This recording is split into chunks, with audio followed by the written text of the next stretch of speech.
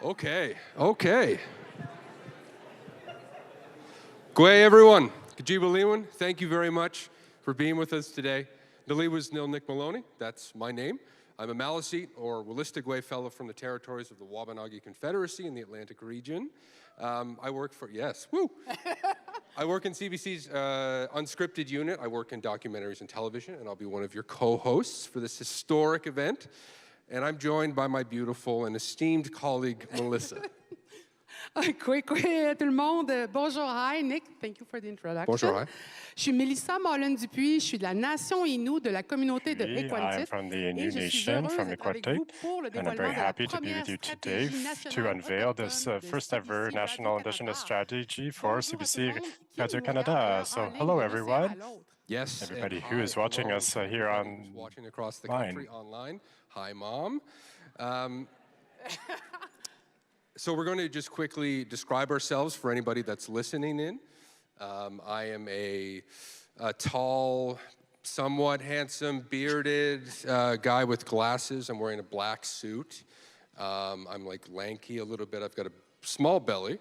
And I've got some lovely beaded accoutrements that my cousin made me. Ah, ben, OK. T'as pas menti, ça va bien. Well, you didn't lie, so that's good. So I represent the Inuit nation quite well. I'm a strong woman, and my grandmother called me the person who is well-built.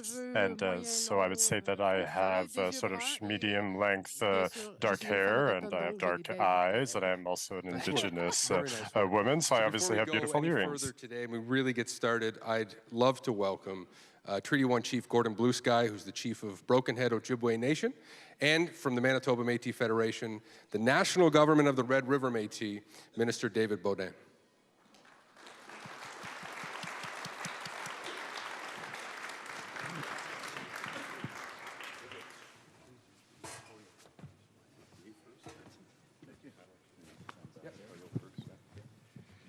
All right, Buju, Dinawe Magradok, Wasa Gijik, Disnakas, Mekanaktotam, Baskana Bewizi Bing Unji. I'd like to just take a moment here and acknowledge all the Treaty 1 communities, as well as Broken Head, Long Plain First Nation, Peguis First Nation, Rosa River, Saugeen and Sandy Bay, and Swan Lake First Nation, as all make up Treaty Number 1.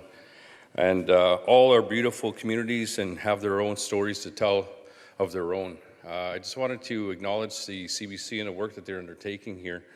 And as a 60 Scoop survivor, I definitely know firsthand from lived experience that our communities and our people all have wonderful stories to share.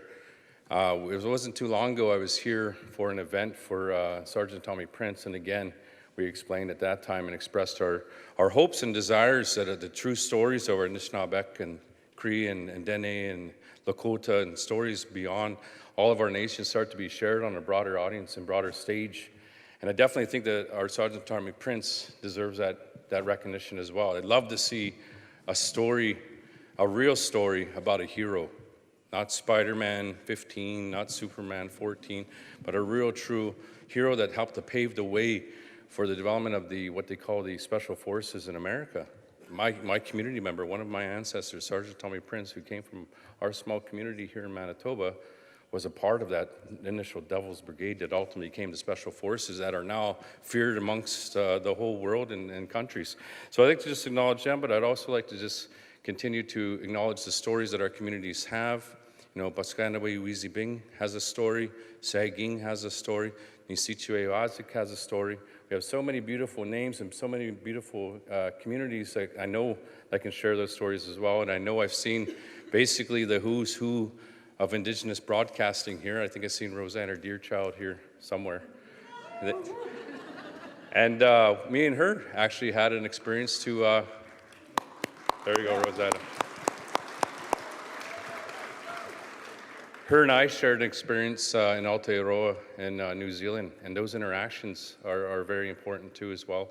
And I think those stories are also something that I think is important for us to understand, is that internationally our people are very colorful and very beautiful, and I feel like we're coming out of this time of darkness and starting to really show all of our people in their beauty. So I'd like to just say miigwech and welcome to Treaty 1 and welcome here today. Thank you.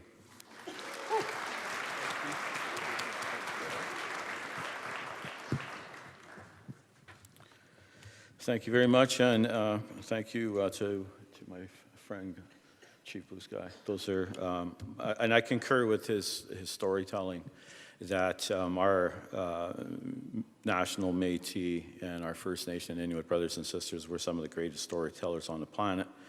And we could easily tell a story 3 days long just across the street to go and get something. And so I completely understand what he's saying, and it really brings back lots of memories. Thank you, Chief. Honored guests, welcome to Winnipeg, the heart of the Red River Métis National Homeland, the birthplace of our nation. I'm honored today to join others and also with Chief Blue Sky in opening this event. And as Red River Métis citizens, we share the responsibility of caring for the health and sustainability of our homeland with our First Nations and Inuit relatives. I wanted to commend CBC for holding this national launch event here in Winnipeg in the Red River Métis National Capital. The Red River Métis are Canada's negotiating partner and confederation. Manitoba is the only province to have been brought into Canada by an Indigenous people based on a Bill of Rights that respected the cultural, religious, and language freedoms of all who call the region home. We're proud of our history, and we embrace every opportunity to share it with all Canadians. It's important that Canada have a national broadcaster that understands and respects the history and contributions of the Red River Métis and all Indigenous people of Canada. On behalf of the Red River Métis, I welcome CBC to our homeland and look forward to hearing more about how CBC can live up to their mandate and responsibilities. Marcy, Miigwech, thank you.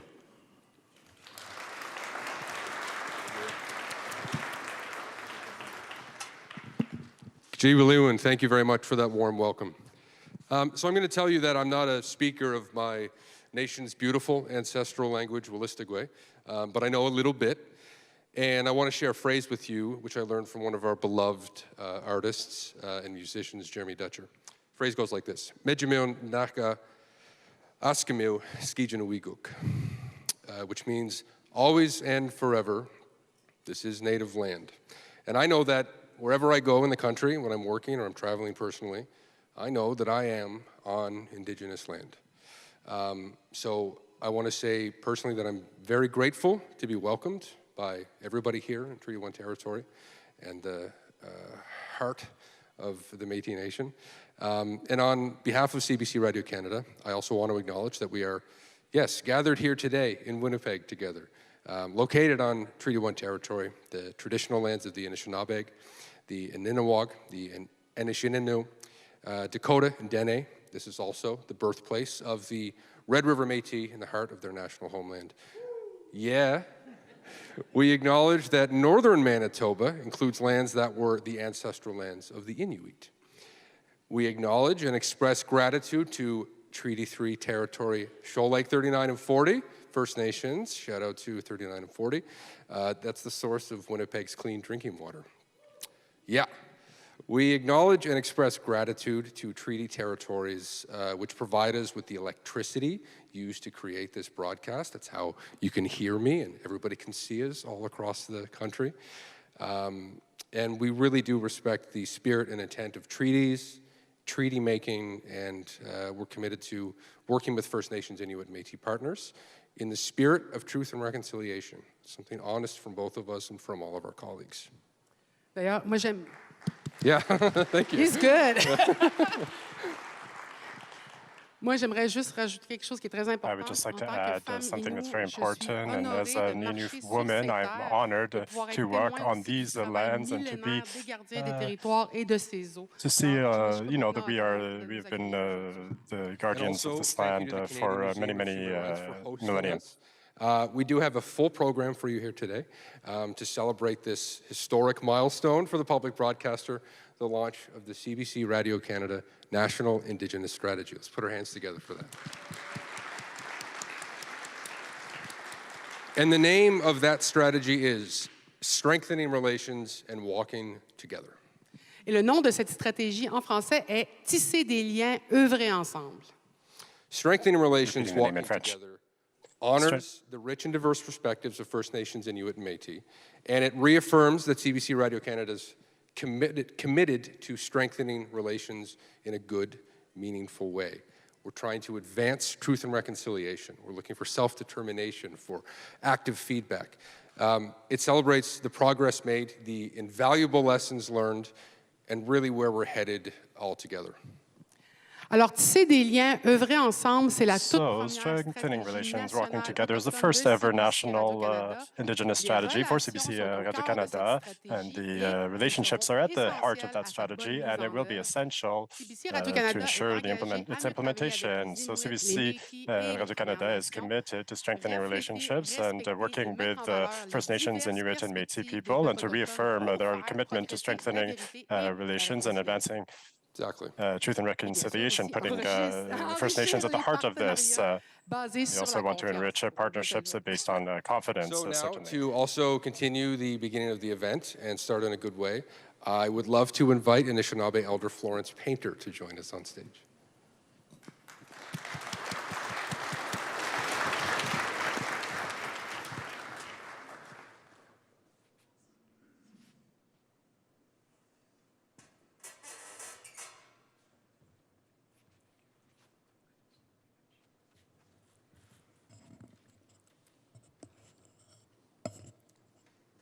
Bonjour, Anin, Tanse, Kinanakominim, Kakina, Miwach, Kibmininim, Kakina, Speaking in an Indigenous language.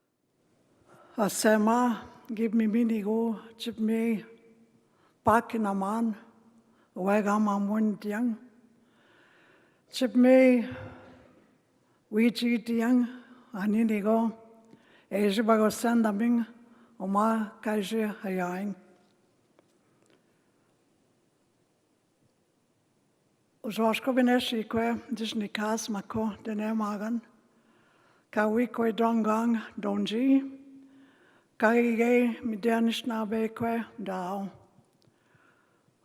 I just want to acknowledge the tobacco that has been offered, and it's really important for us to come together and to be able to look to our future, the future of our children, as we come together in a real good way, and more in a blessed way, as we can, and I will do the invocation in my own language. Agijamanidu, Joshkobeneshi kwe dishnikas makundane magan. Kagige midianishna bekwe dao. Miwatskip minin weonjem. Gab mi mamuni ang. Tagawe sema kagib mi shoshkunamagoan. Chip mi bitoan. Uma miwatchenda win mishomis. Nanakumin. Kagib mi mijiang yabagit namuan. Kagib mi inoniang. Kya bijigashkez yang, chimamun diang, chipmi kanonigon, mishomis, kagib me izimijan, kagib me izimijan, higo, chipmi kanon nan, miwach bimikit, kinagego, kagib me, pagit nam moyang, uma aking, chipmi nishamang, and mishomis, kanisondan imang, gabimi inawe, sema, mi watch me kidwan, yeah, imagap me avindo, ingam, kimishomisananik, go komisnanik. Chip me nigan shkamagwing, chip me andotagwing, chip me not the magwing. Agam, iti ship, kichigishing, gab me now, away a semam, away Jesus, tibiki Jesus, ingan and go suck, kabi magap me a yacht. Chip me, wichi going, chip me, not the magwing, chip me a penny wing, yeah. I gave him mama nanake, got me in the morning, say man, me watch me nanget, kabi mab mew, on dachi wing, kabi ma, mew and just shami going, ungwe, got me, kiwis yacht, chip me with the magwing, nan, me chewing, imonjaki. In the game, Ashkion, Kabigab me mamon among, Mishomis, Chip me wheat young, chip me na na tama tuang, chip me inge bagaken damang anin gave me no new tuang where Métis win. I inge go nagadenjigan naning, chip me pick tuan inge chip me mamwen damang where Métis win. Chip me most tuang day naning aning ejonishing yev. Métis win ga give me his means young. I am new in aning, chip me most young, mishomis, nongum, umagap me mamun young, me watch be me knocking gag, I give me nigani the moat, chip me beat the magwing, yeah, chip me back in the moat, we know. Unje, what is she in young, is a mishomis, me watch give me go, I give me the knock, me watch give me make it. A prayer of greetings, a prayer of acknowledgements for all the gifts that we have been given as a people. It is a beautiful life that we have as we carry it forward for the future generations of our people as we share the land with one another. And everything that we have with one another is shared openly, and that it's a real good life to be who we are as a people. Miigwech kinanako minnim gisawani minnim. Miigwech.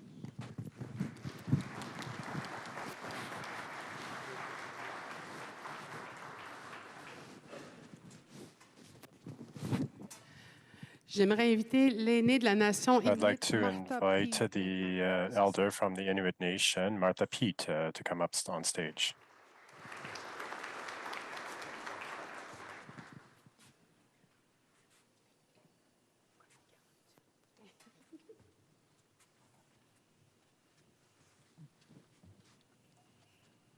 Good afternoon, everybody. It is so nice to be here. It's so nice to see familiar faces. A lot of you I have met, a lot of you I haven't. A lot of famous faces. I see your face. I look at you. Oh yeah, I know him. I know her. So many famous faces, as if they're going to recognize me or see me, that they know me by seeing my face. So it's really nice to see everybody. Speaking our Indigenous language.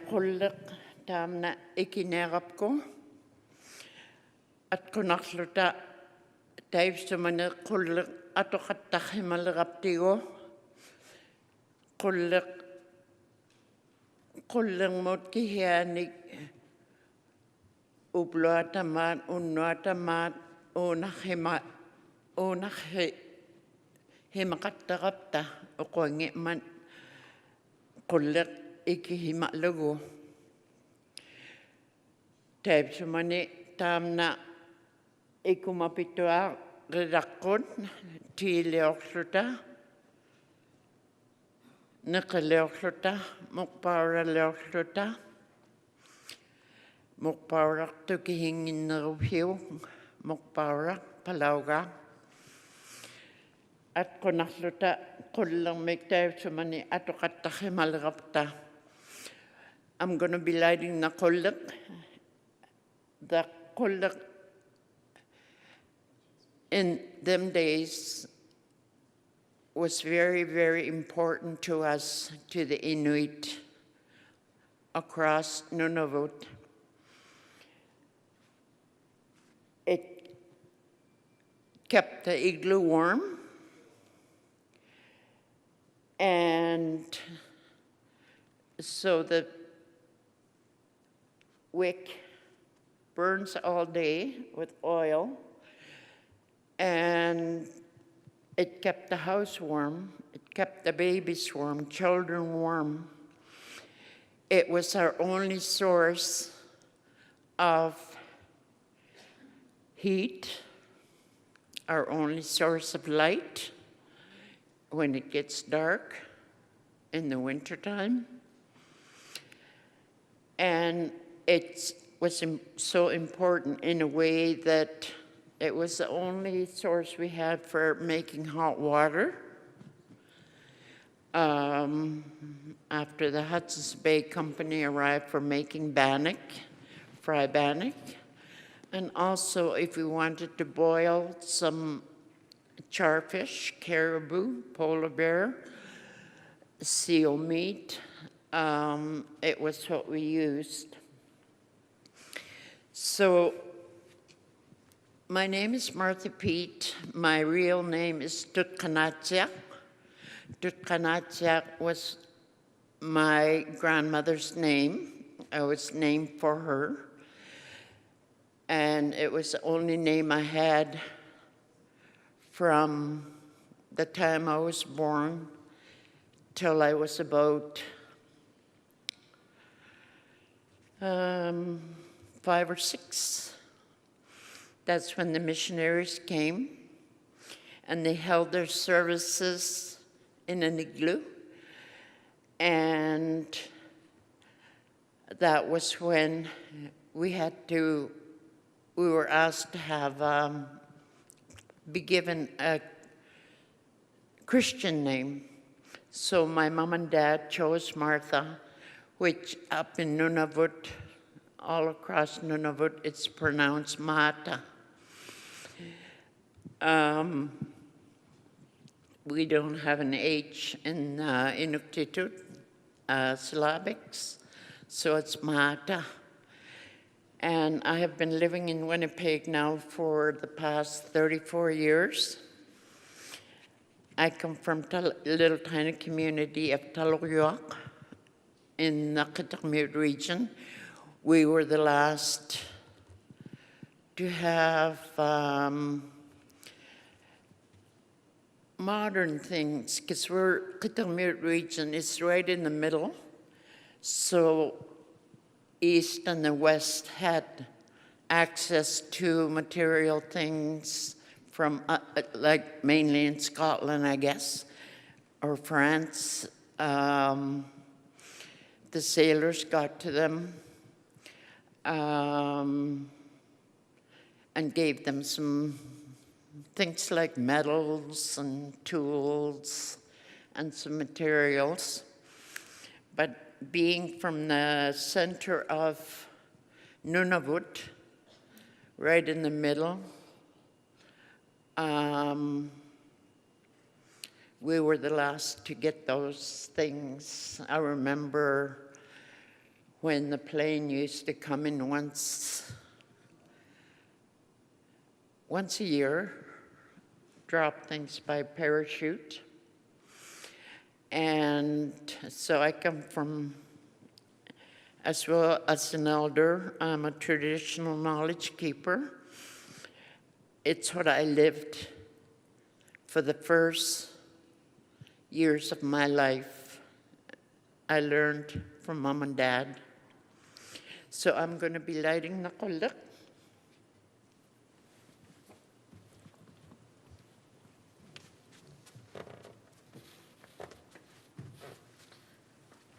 I should explain the wick I'm going to be lighting is Arctic cotton.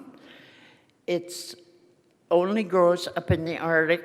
It's a little white flower. It's like cotton with a long stem. And it grows all over the tundra, the wet parts of the land. And we pick them to use for wicks, because them days there was no cotton, no nothing. We couldn't buy anything. And the oil is the seal blubber oil. The seal blubber is pounded with a rock, or if we had hammer, with a hammer, we pound on it outside, and the oil, the seal blubber liquefies, and that's what we put into the vessel part of the kulak. And the soapstone, of course, is, my dad used to go out on a dock team to go and pick some to get a sled full of soapstone and made kullaks for my mom, my grandmother, our relatives. So it's very, very special. It's the only kind of heat source that I knew until I was about 6 or 7.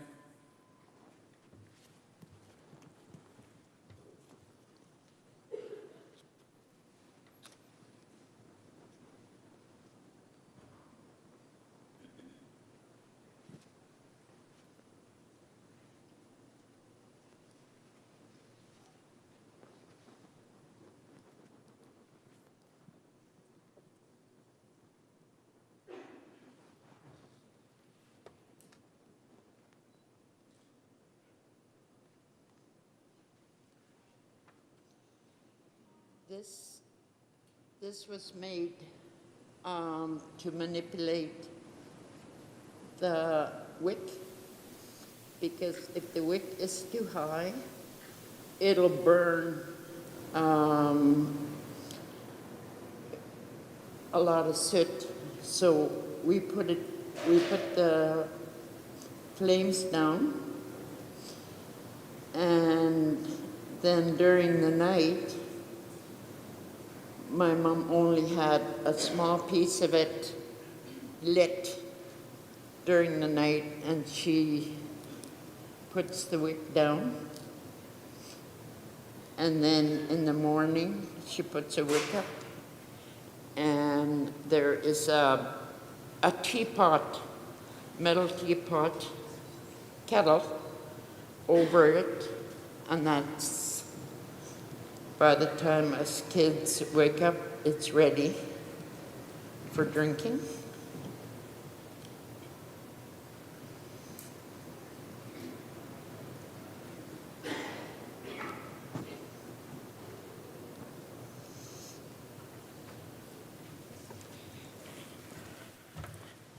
Thank you. And I want to thank Florence for the beautiful words to start this off. Thank you. Kuya na kuya.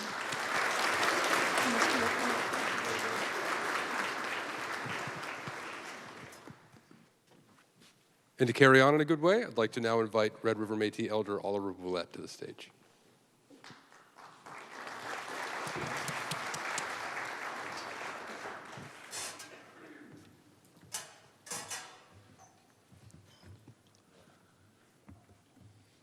All Indigenous people have been given a musical instrument by God, our Creator.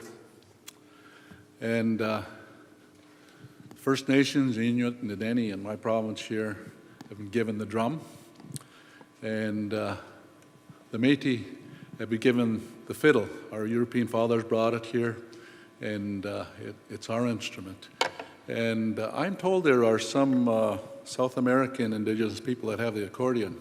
And we all use our instrument to celebrate, to honor, to socialize, to mourn, and to pray with. And today, special day here, I'm going to play it so that God, our Creator, will hear the beautiful prayers that the two elders before me had said, Elder Pete and Elder Painter. But I'm also going to play a tune in celebration, because we're here for a really fine day, and as Métis people, when good things happen, we celebrate. Now, the tune that I'm going to play for you is one that was written here. We're just outside of this building is the Red River, and one of the most famous fiddle tunes in our part of the country is the Red River Jig. And it's, some people say it's crooked. It's got an interesting, different kind of rhythm. A lot of people that hear Métis music say we play a crooked fiddle. It's not like classical or anything like that, real smooth. And, but we can make people dance. And when we do something great, we celebrate and have a great time. So today, I'm gonna do it for two things. I'm gonna ask God, our Creator, to hear the prayers of our elders and answer them. And I'm also going to play a tune in celebration of this great day and this great announcement today.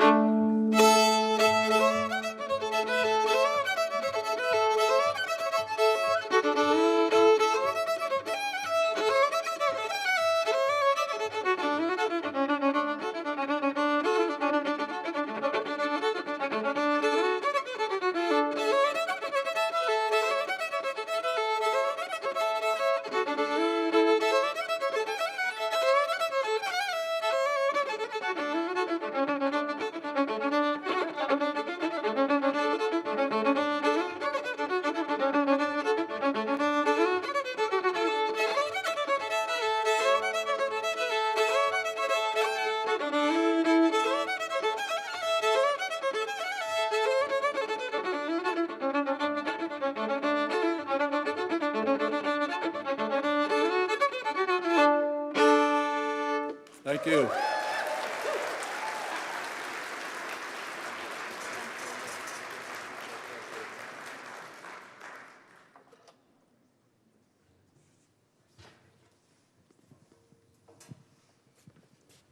Wow.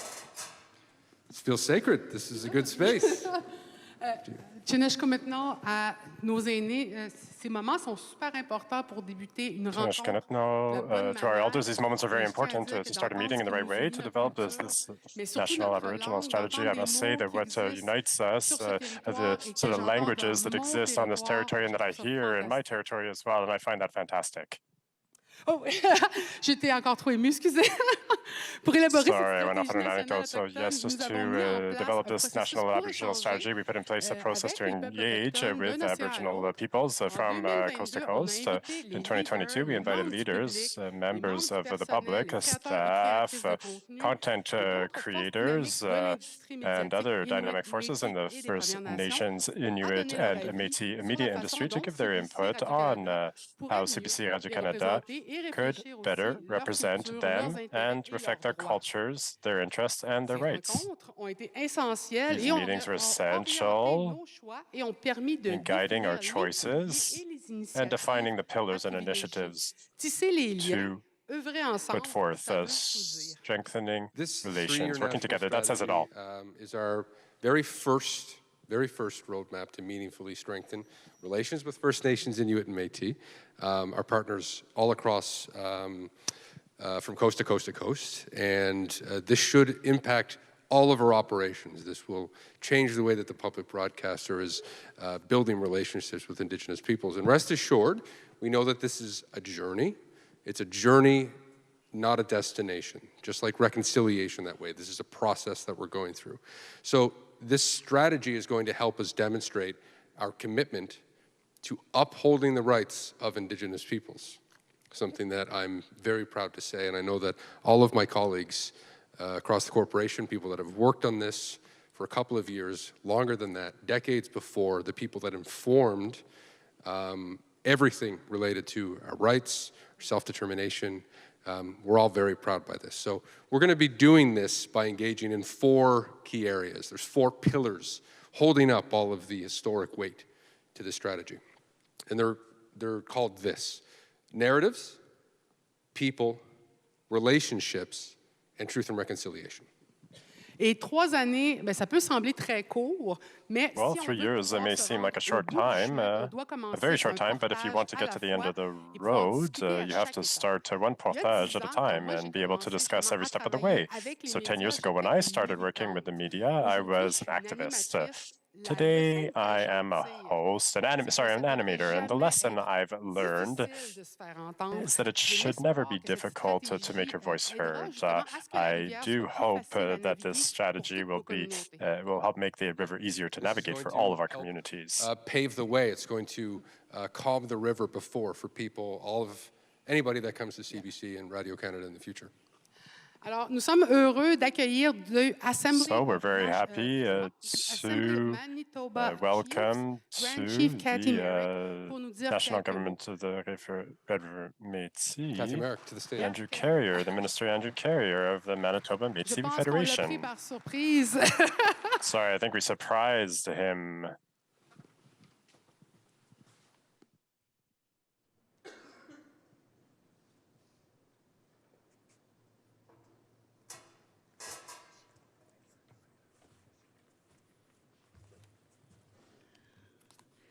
Yugosane Nanaskamun Hebese Wichavitaguk Mine Bese Witapmitaguk Kisagegon Yanemutamag Anuts Gagino is a Tagi Bese Mama Wiak Kisagegon Yanemutamag Tindiminanagutse.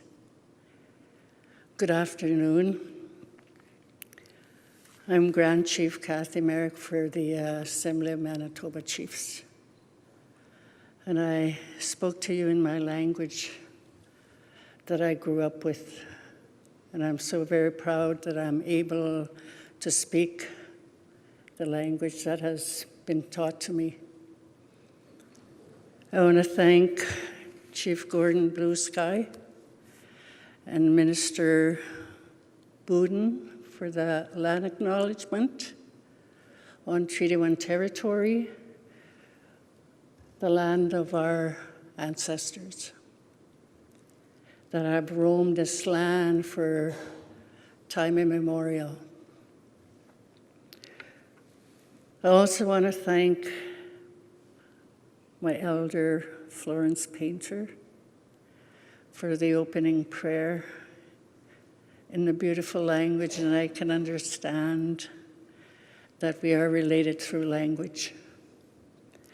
Elder Martha Pete, for your beautiful work and your beautiful story that you're able to share with us. And Elder Oliver Boulette for the opening song. Thank you so much. It's so good to be here today with my fellow Grand Chiefs, and our Inuit relatives, and our Métis relatives.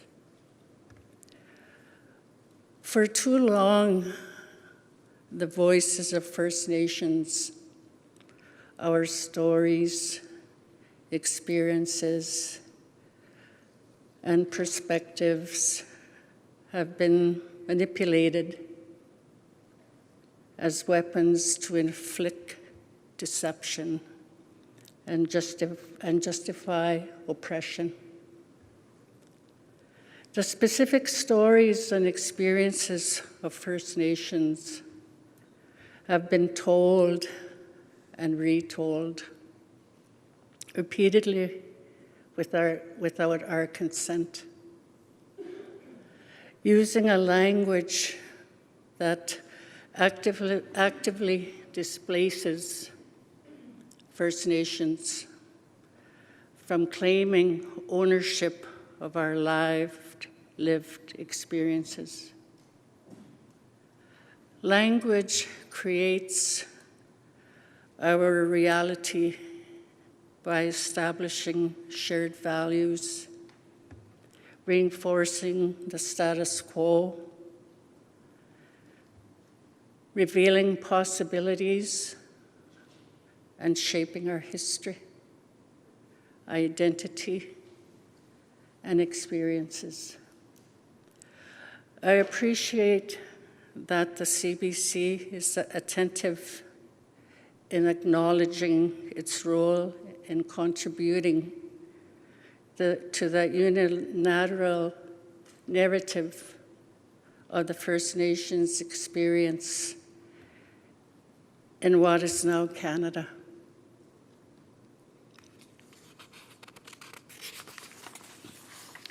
Words hold incredible power, and language tells us who we are and where we've been, but also defines the boundaries of our aspirations and potential accomplishments in the future, which is why it is essential to include the specific voice of First Nations at these tables. And I am grateful for the opportunity to walk a new path that fully acknowledges, respects, and contributes to a more inclusive Canada. A path that honors the specific truths, experiences, and sovereignty of First Nations in this region. In saying this, I expect that as a true conduit of reconciliation, the CBC will work to ensure that the CBC Indigenous branch includes the employment of First Nations among its staff. And it's my sincere hope that there will be no more cuts to Indigenous services programming. To be a true ally, the CBC must act honestly. And this is the promise the CBC has made. So this is the standard myself, as the Grand Chief of Assembly of Manitoba Chiefs, expect as well. Reconciliation necessitates action and commitment. And I am so glad to be here today to witness the beginning of this shared journey.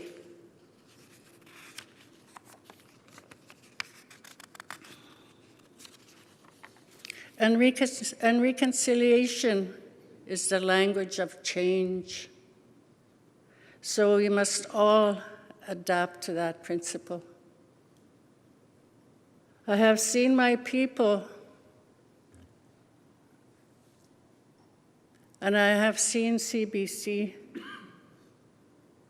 It was our one and only channel in our First Nation communities growing up. So that was something that was always held high by our people. And today is time for that change. And today, our people will be included. And we will tell our stories. And we will tell the truth about our people. So nanasko mon eki pese wisewitakok eki pese yamitakok mine pese witapametakok kinanasko mitnawa egosane. Thank you.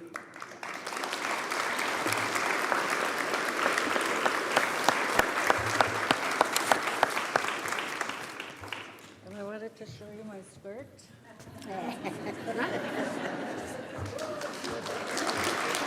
Yes, thank you. Now as well, some more words from Inuit Tapiri Kanatami. We've got, please welcome President Natan Obed.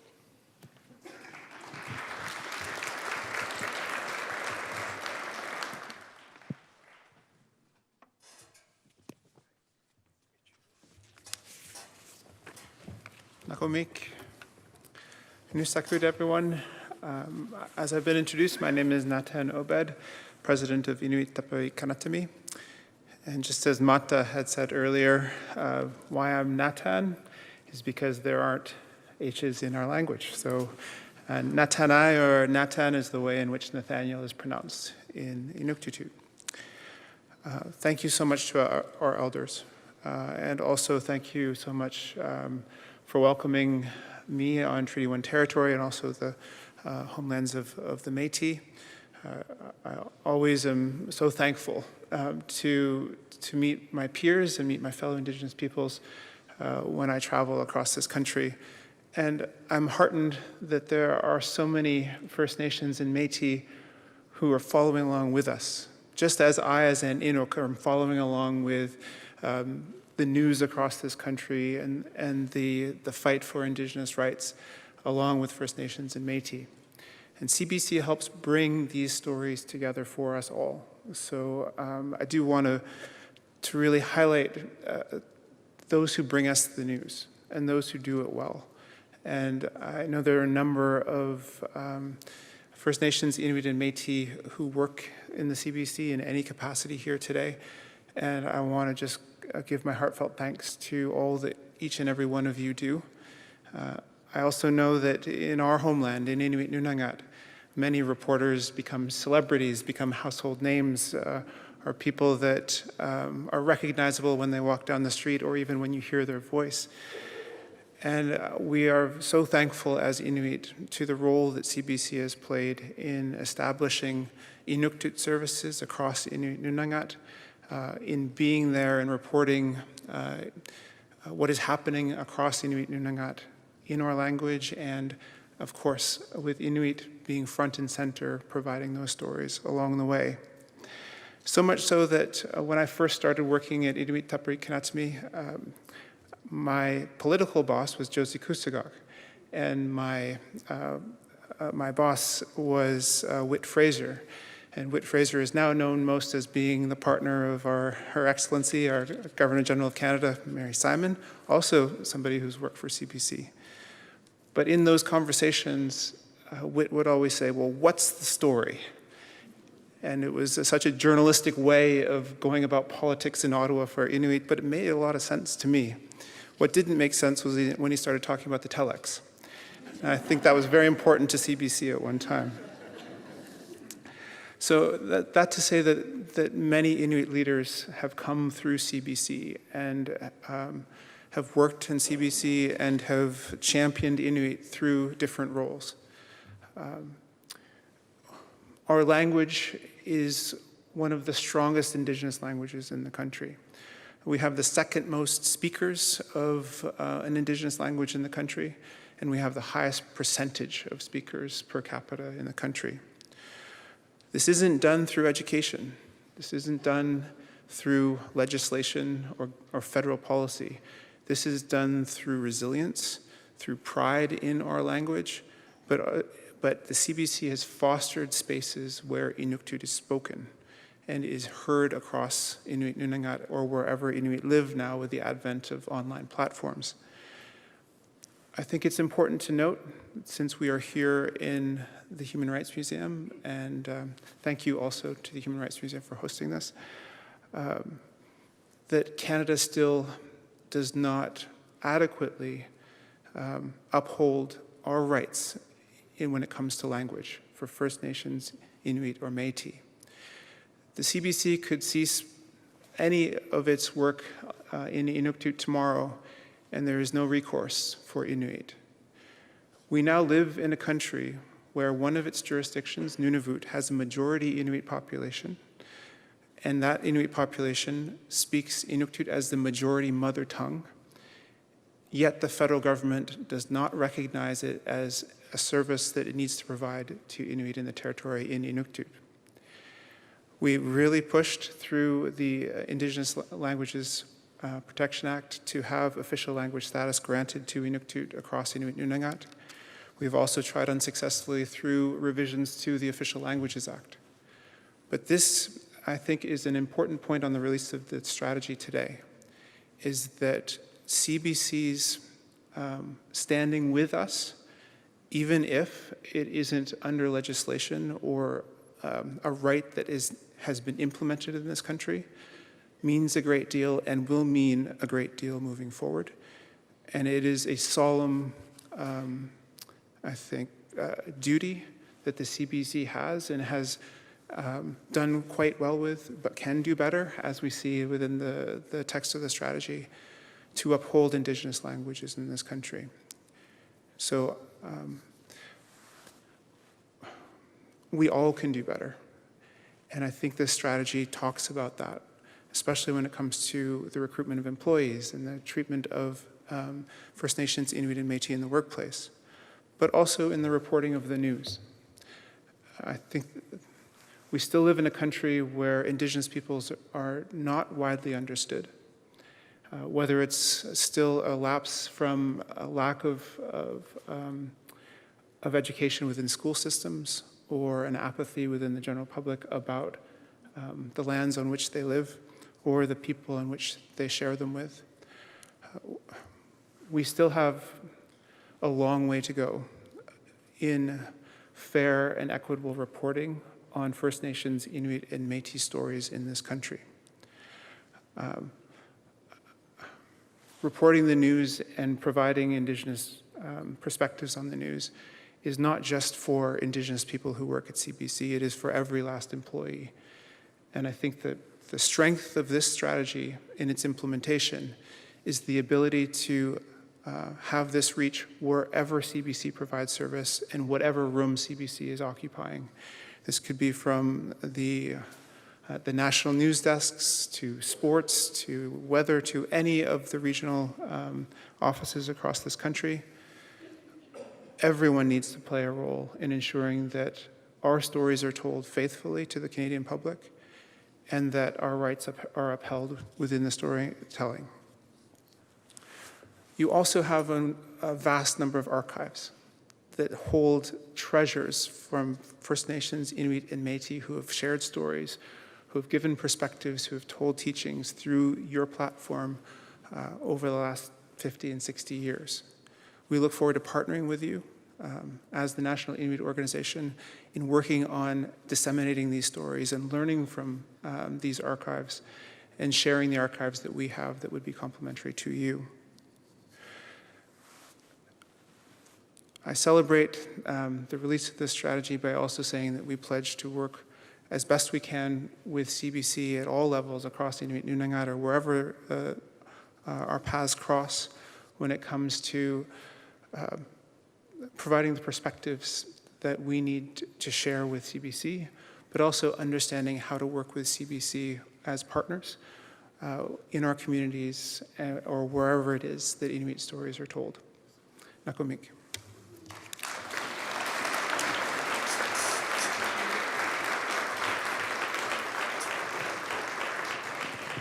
Nous avons maintenant le plaisir d'accueillir Minister. Now we have the pleasure of welcoming Minister Andrew Carrier of the Manitoba Métis Federation, the national government of the Red River Métis, MMF.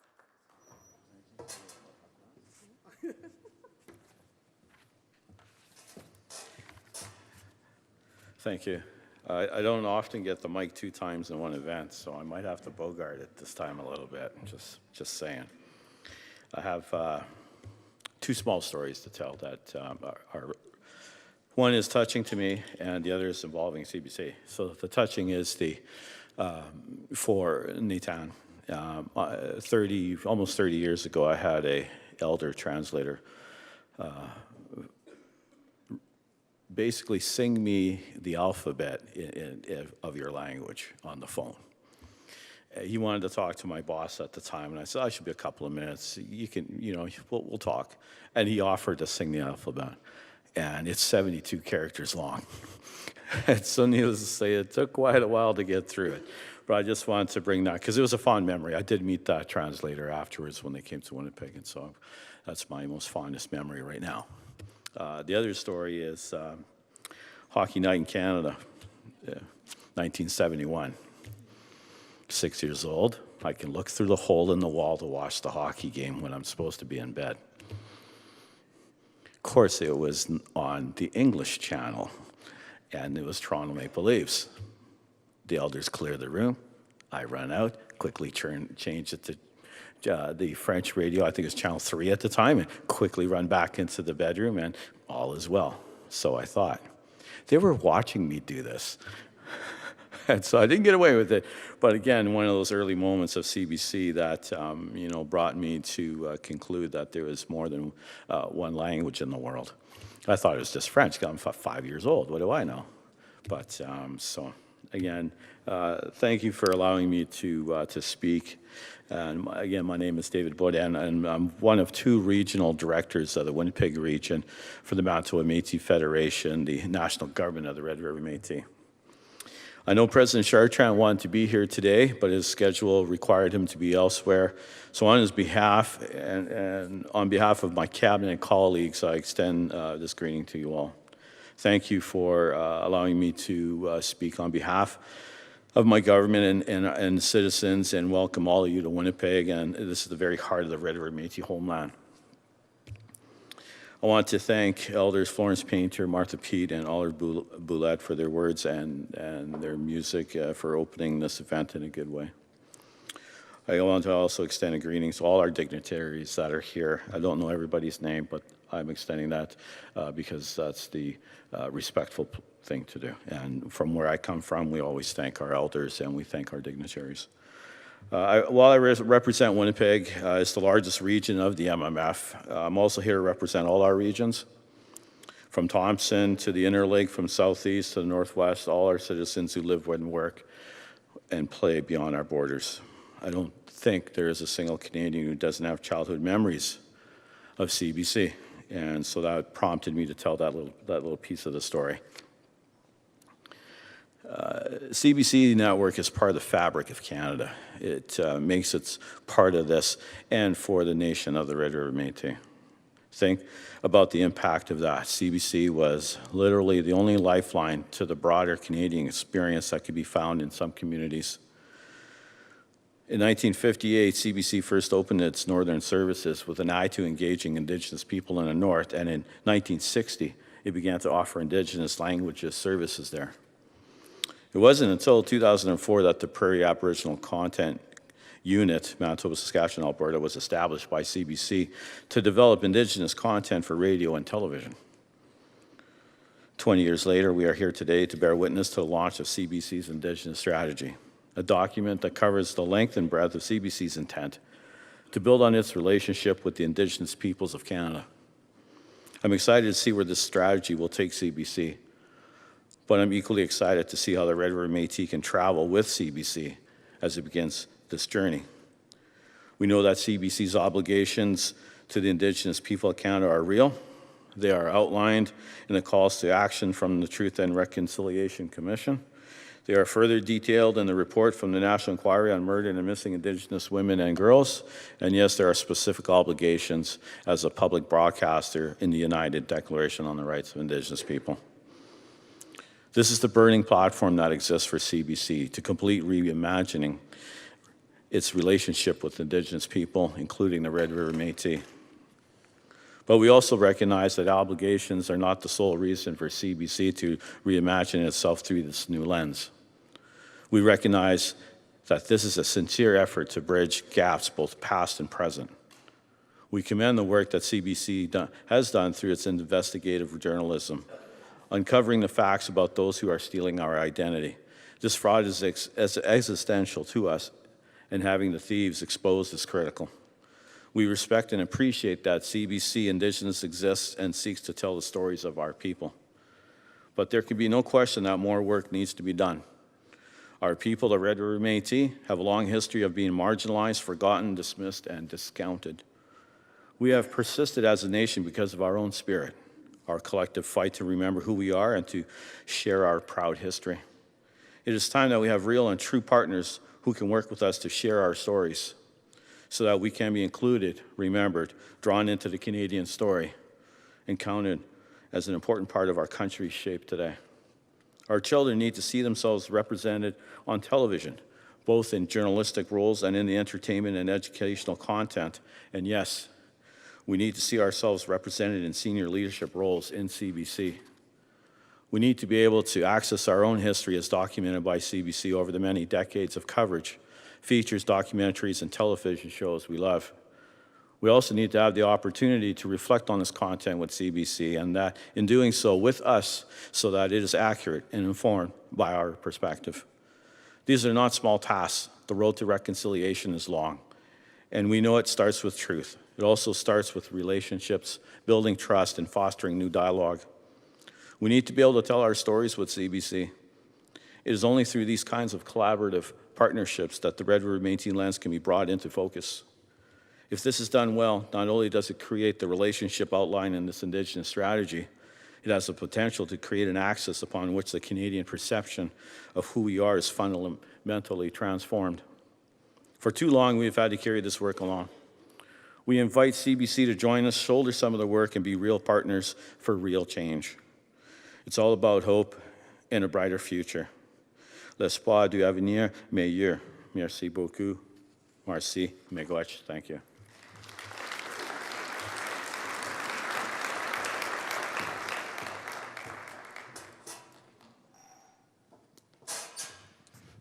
All right, we're also joined by Grand Chief Jerry Daniels of the Southern Chiefs Association organization, and Grand Chief's going to come and say a few words as well.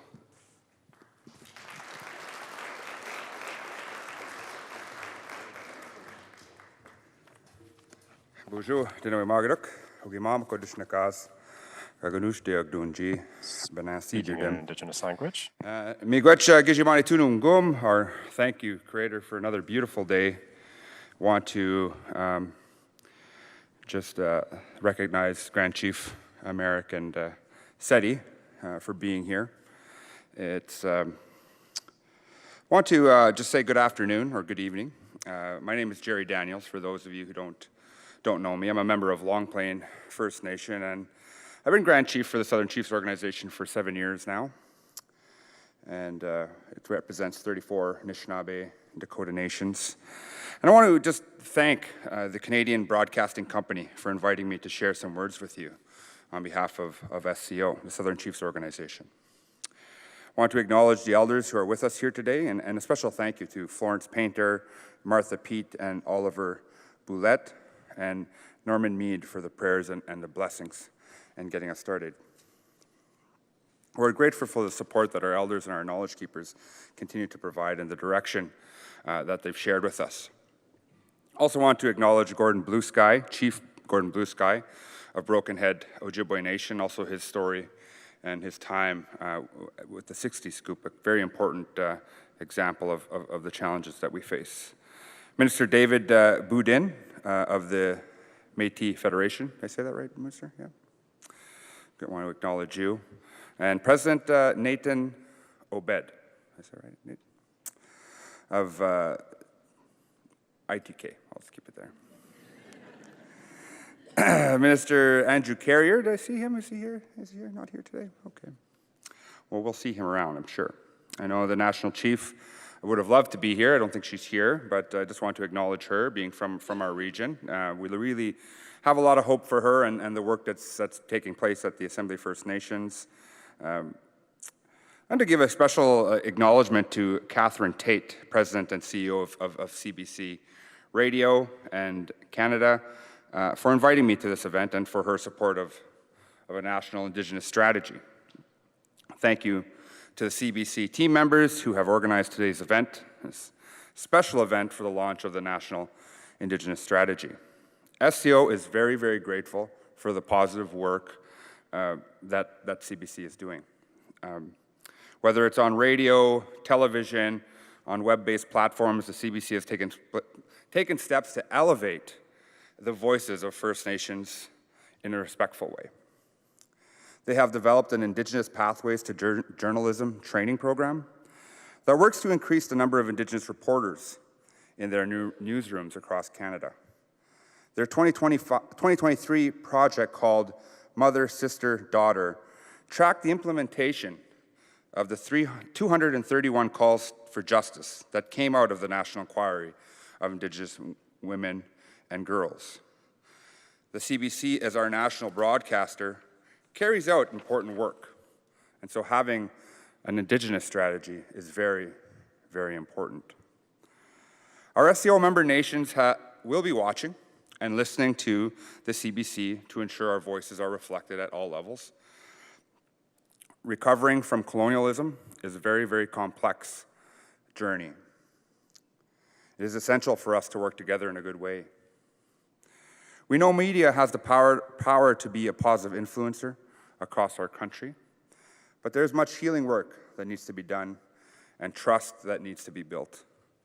I recognize the people at the CBC who have reached out to SCO in the months leading up to this strategy.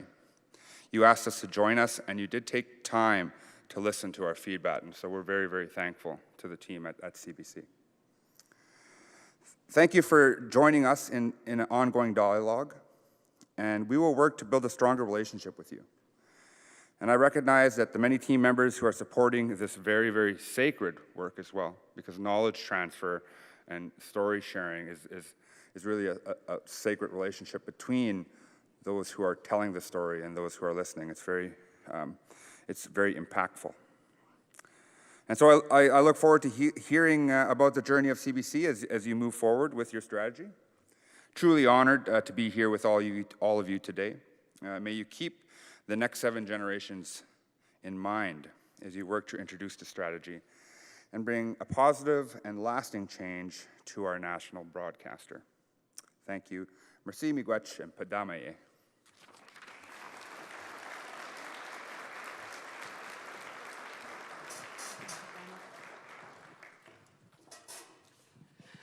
Dans toutes les cultures autochtones, l'art, la musique, In all la Indigenous danse, le cultures, chant et art, diverses music, expressions dance, artistiques song, prennent une and place other artistic importante. expressions Depuis play an des important années, role. j'aime répéter que pour For bâtir une relation years, I've been saying that to build a relationship that's a real relationship, well, you need to be able to eat, dance, and drink together.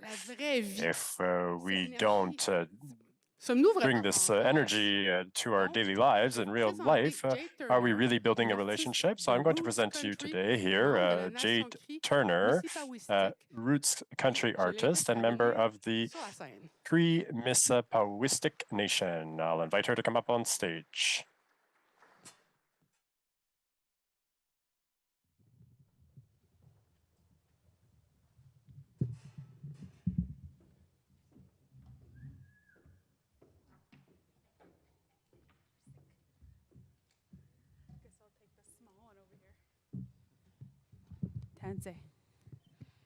All right.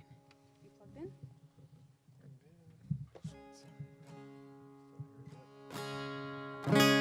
All right, you guys can hear him? Yeah?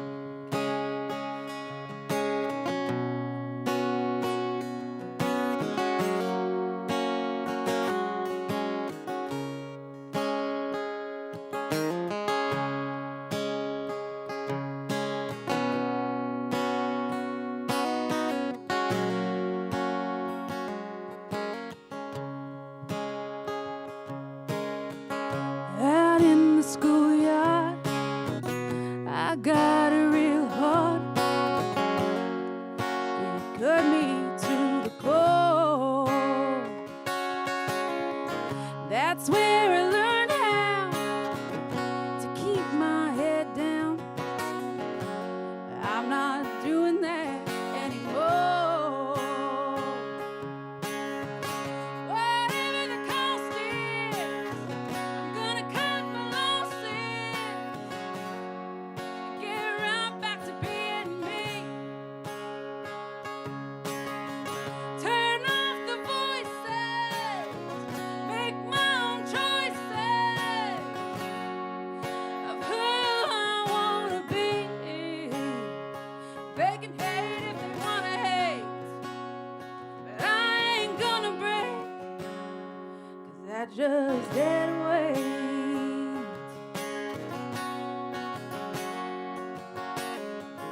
Feeling I'm not good enough, that sure is real tough. I don't like feeling this way. Looking at the big screen, but I don't see me. Yeah, something's gotta change. Whatever the cost is, I'm gonna cut my losses and get right back to being me. Turn off the voices, make my own choices of who I wanna be. They can hate if they wanna hate, but I ain't gonna break, 'cause I just dead weight.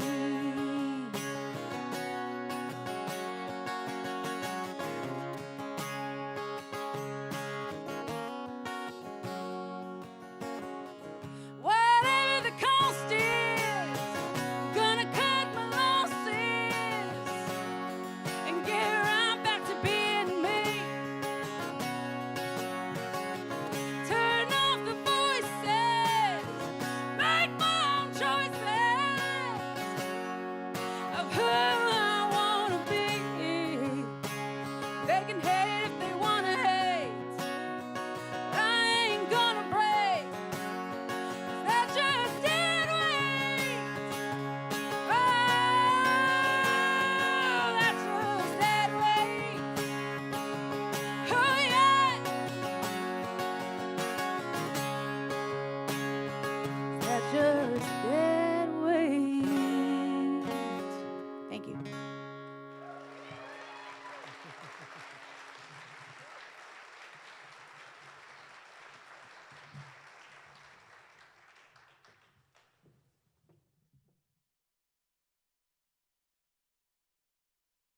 Thank you. That was incredible. Jade Turner. Yeah, absolutely. Woo. We're running short on a little bit of time today, so we're gonna keep trucking on. This really is such an historic journey. We still have lots of discussion to come, and I know for sure that this is going to require an incredible amount of leadership. We have a lot of support. We have leadership just from within CBC, everybody that's represented here today, and the plan will not come together. We will not find success. We will not find self-determination without that key leadership.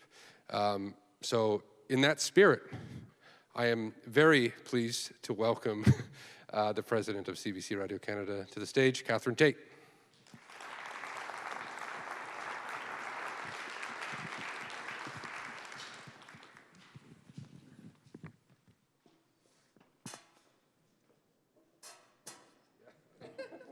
We'll fix that. The producer in me says, who didn't fix the squeaky step? Good afternoon, bonjour, danse, anin e anin, unasakut. Good afternoon. And thank you for that introduction, Nick.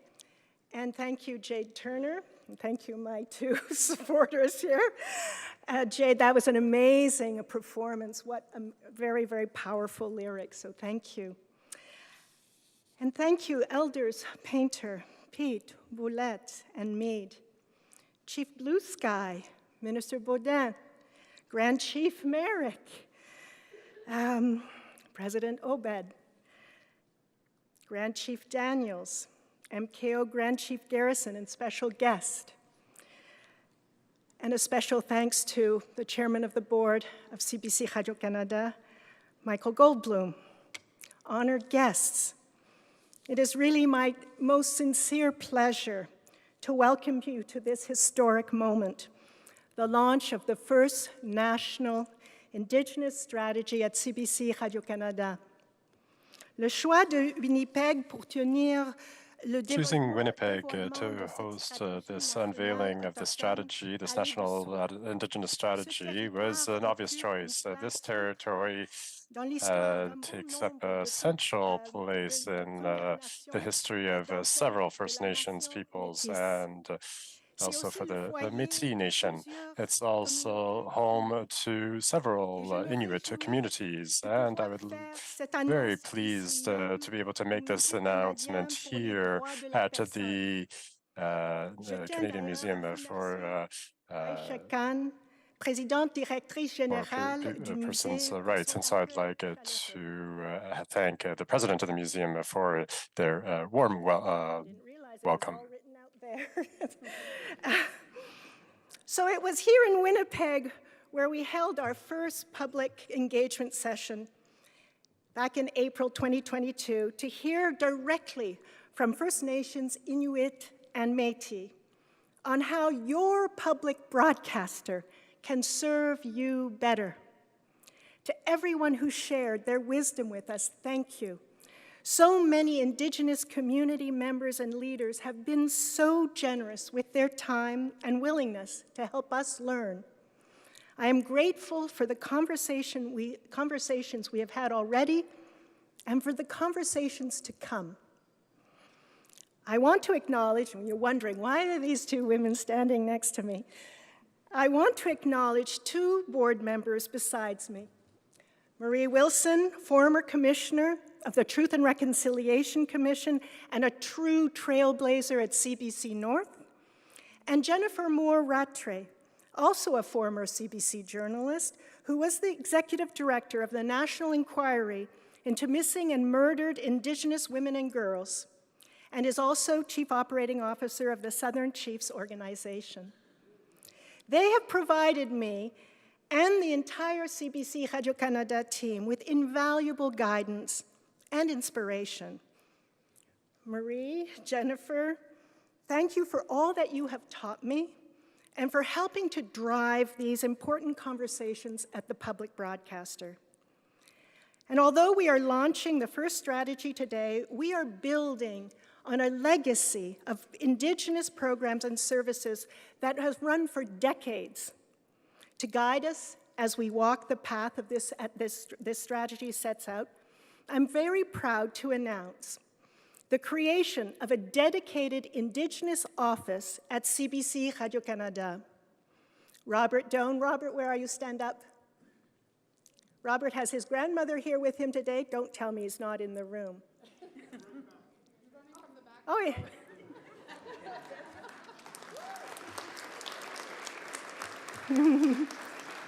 I can't believe you missed your moment, man. Robert Doan, Senior Director of the National Indigenous Strategy, will lead this very first Indigenous Bureau. And he has led us to where we are today. Robert, Naka Bertrand, and so many, Nick Malone, a lot of you, all of you, have worked tirelessly to develop this strategy. So I thank you, thank you, thank you. This office will chart our future, and it will also address our past. We know that part of our new relationship must include what we are calling a journey of understanding. A review of the past 80 years of our archives will be conducted to better understand our representation of First Nations, Inuit and Métis, and provide recommendations for more inclusive storytelling into the future. We'll also make more space for more Indigenous voices. Today, we stand on the shoulders of those who shared stories of First Nations, Inuit and Métis long before many in Canada were ready to listen. At CBC, I think of the First Lady of Indigenous Broadcasting, Bernelda Wheeler, who hosted Our Native Land in the 1970s and 80s, along with other greats like Brian Maracle.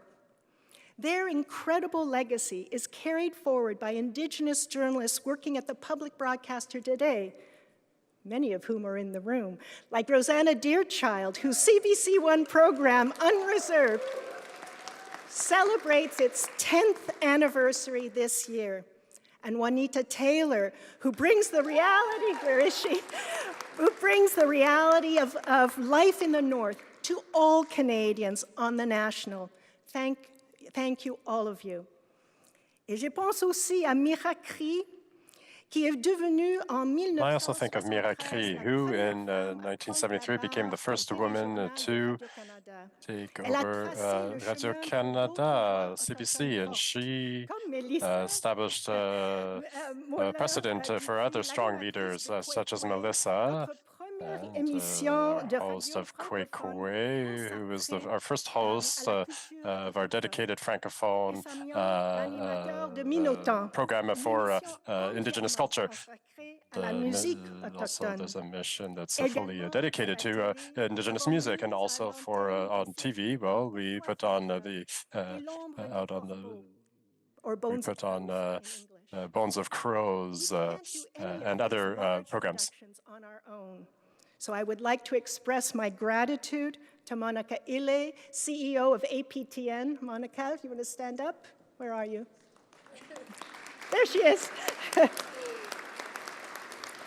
And I'd also like to acknowledge Carrie Swanson, CEO of the Indigenous Screen Office.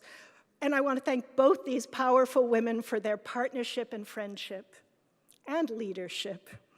I am so humbled to be able to mark this day with all of you.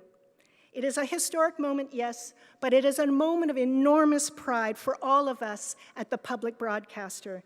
And I truly hope that it will pave the way to strengthen relationships while we walk together.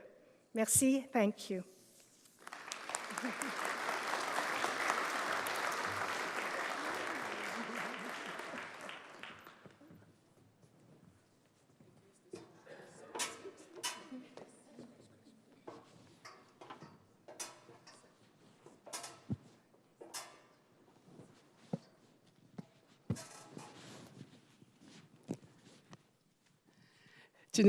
Catherine. Veuillez Thank you, Catherine. So now please welcome Nika Komak, Tsiksak, and her daughters, Chastity and Carmela Swan, for an Inuit guttural chant performance.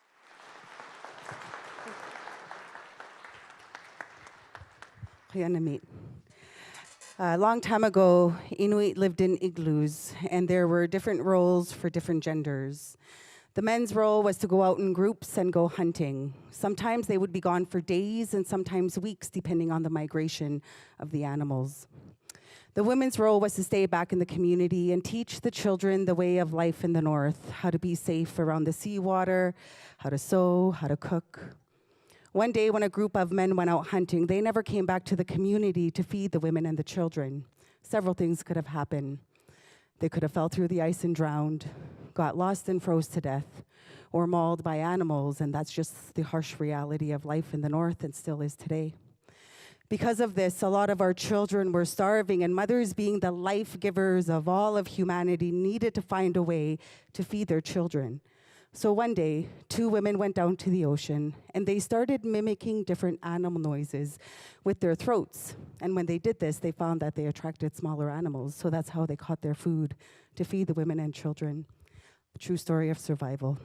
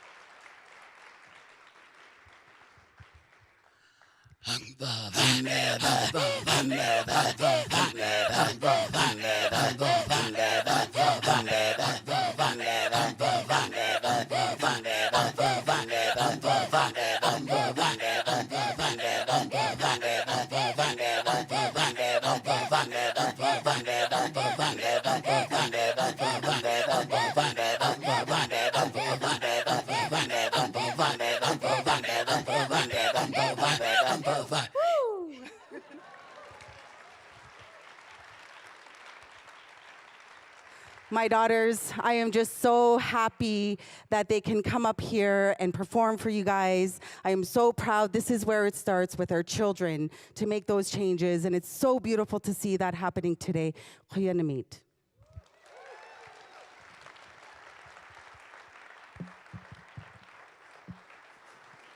That was amazing. My favorite part about throat singing is that it always ends in smiles, laughs. Beautiful. Fun. Yeah, yeah. It's like talking about the dying on the. I was like, ooh, oh, they're funny. It was great. It's very meaningful and beautiful. Thank you so much. So we're going to crack on to a very enlightening part of today's proceedings. A quick 15-minute discussion with some of our best across CBC Radio Canada. A little panel to talk about how it is that we are going to be delivering on what we are committed to today. From the people that do it best, that know the subject matter best. So I would like to invite our esteemed panelists up to the stage, and I'll introduce everybody. What up?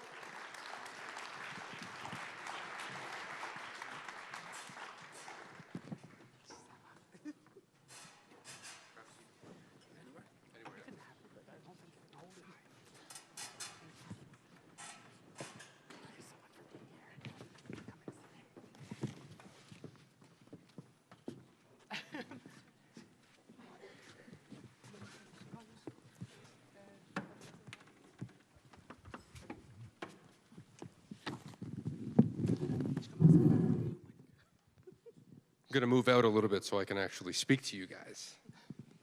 Very, very happy to introduce. Yeah, I guess we probably should have had you sit in order of the introductions, but just put your hand up, people. If they don't know who you are already, they're about to. Joined today to explore all of this together, we've got Leonard Monkman, creative producer with CBC Kids.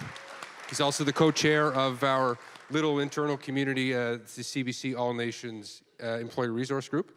We also have the legend, Juanita Taylor, senior reporter, CBC North. Leonard, you're also legendary, sorry. Also joined by Chris Clemens here as a specialist, critical to the Indigenous Strategy. Welcome, Chris. Megan Fiddler, senior producer of CBC Indigenous. Megan used to be my boss, so this is fun. As well, Jérôme Gilles Couture, he's a reporter with Espèce Autochtone, Radio Canada, and Monica Hill, the CEO of APTN. A great partner, great friend. We were also hoping to be joined by Carrie Swanson, the CEO of the Indigenous Screen Office, but she must have been flying through weather, got canceled entirely. So, but Monica brought some words from Carrie, thankfully. We're gonna vamp for a minute. Carrie is the Chief Executive Officer of the Indigenous Screen Office, somebody that, an organization that has been instrumental in informing a lot of how it is that we approach, content in general. So we miss you, Carrie, if you're watching right now. Yeah, she's very sorry. So do you hear me? Yes. So she said, I just want to say that I'm really disappointed not to be there and that this is an important first step for CBC. Green mic. Green mic.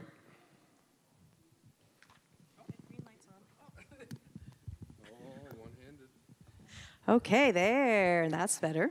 So Carrie says, I just want to say that I'm really disappointed not to be there and that this is an important first step for CBC.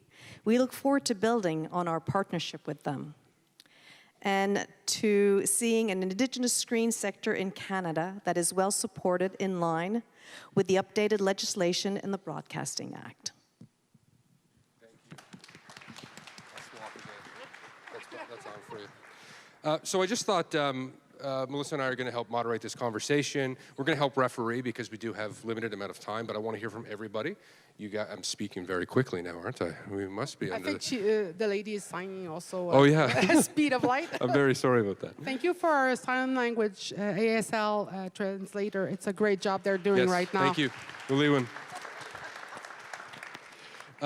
So just to kind of lay the foundation for this discussion, I think everybody's bringing a level of expertise, a background, something to really contribute to this. So if you have anything to say it briefly, Leonard. But yeah, we're going to discuss. We're going to talk about some truth and some real things. So if you want to say something, chime in. Just understand that we've got about 15 minutes to crack through it also. Just to lay the foundation for the discussion, I really want to help everybody understand and contextualize what the strategy, kind of the playing field that the strategy is entering into right now. So if I can, I want to call on Megan and then perhaps Monica to talk about the common responsibilities that the Canadian media industry has to our communities, the First Nation, Inuit, and Métis peoples. What do you think is the responsibility of Canadian media from your position as one of the leaders of CBC Indigenous and someone who's been around? You make me sound so, do I have a mic? On, hear me? You make me sound so old, someone who's been around. Canadian media has a big responsibility. I think about the way that our team operates as CBC Indigenous, that we have an entire team of Indigenous journalists from coast to coast. I think that Canadian media needs to lean into Indigenous journalists and their perspectives and their expertise of knowing who we are and what we do. I think about our histories and the stories that are told about our history and the trauma that has been put on us by this country, that those stories are important to share, that we have to talk about the intergenerational impacts of choices made by this country. But Canadian media also has to recognize that we're not just trauma. We are not just the issues that we've had to face. And we have to play the positive stories high. Our stories about our language and our successes and the good things that we are doing as communities and youth don't belong in the kicker position. They belong up high, because those stories about language still being there and our culture still being with us is a response to those intergenerational issues and traumas that have been forced upon us by this country. So we have a duty to show Canadians the full picture of who we are and what we do and what we represent. And I think it goes without saying, too, that it's self-determination means that it needs to come from us, from our people. We have to tell stories with diversity. Even amongst those three main national identities, there has to be diversity and nuance to how it is that we cover things. And a huge part of that, and I know this having worked with you, the passion plays an enormous part of that. Ownership of our stories, coming from Indigenous voices, it's a critical part of that. I look at the pillars of this strategy with narratives and people and relationships and truth and reconciliation, and that's literally how CBC Indigenous operates. We own our stories. We allow the people that we are speaking to own their stories. We connect with the people that are in communities, and we tell the truth so that Canadians can see those stories and reconcile for what has happened in this country. Yep, thank you. Monica, can you help expand on that? We understand, we know that CBC is already in the process of learning. We're here. All of us are here right now. We have a critical mass. This is happening. Decades in the making. And for a long time, APTN has been the voice, has been so strong everywhere, all across, coast to coast to coast. So can you help kind of expand on that? Perhaps the distinction between what would be understood as the traditional Canadian media industry, and as well, the part of the industry that is specifically led by our people. That's a very good. No, this is not working, right? I'm going to make this work. Okay. Yes, so when APTN was created, one of the reasons behind the creation is because there were no Indigenous people on camera. During APTN's license application in front of the CRTC, somebody said there were more space aliens on TV than there were Indigenous peoples. So that's 25 years ago. So we've done so much since then, and APTN, as an Indigenous-owned organization, we're an expression, right, of our identity. And I would say that CBC, as the public broadcaster, has a duty to reflect Indigenous perspectives, has a duty to reflect all the perspectives of Canada. So I think where there's a strength is for us to collaborate together and to complement one another, right? We've signed an MOU with CBC Radio-Canada almost 2 years ago, which is fantastic.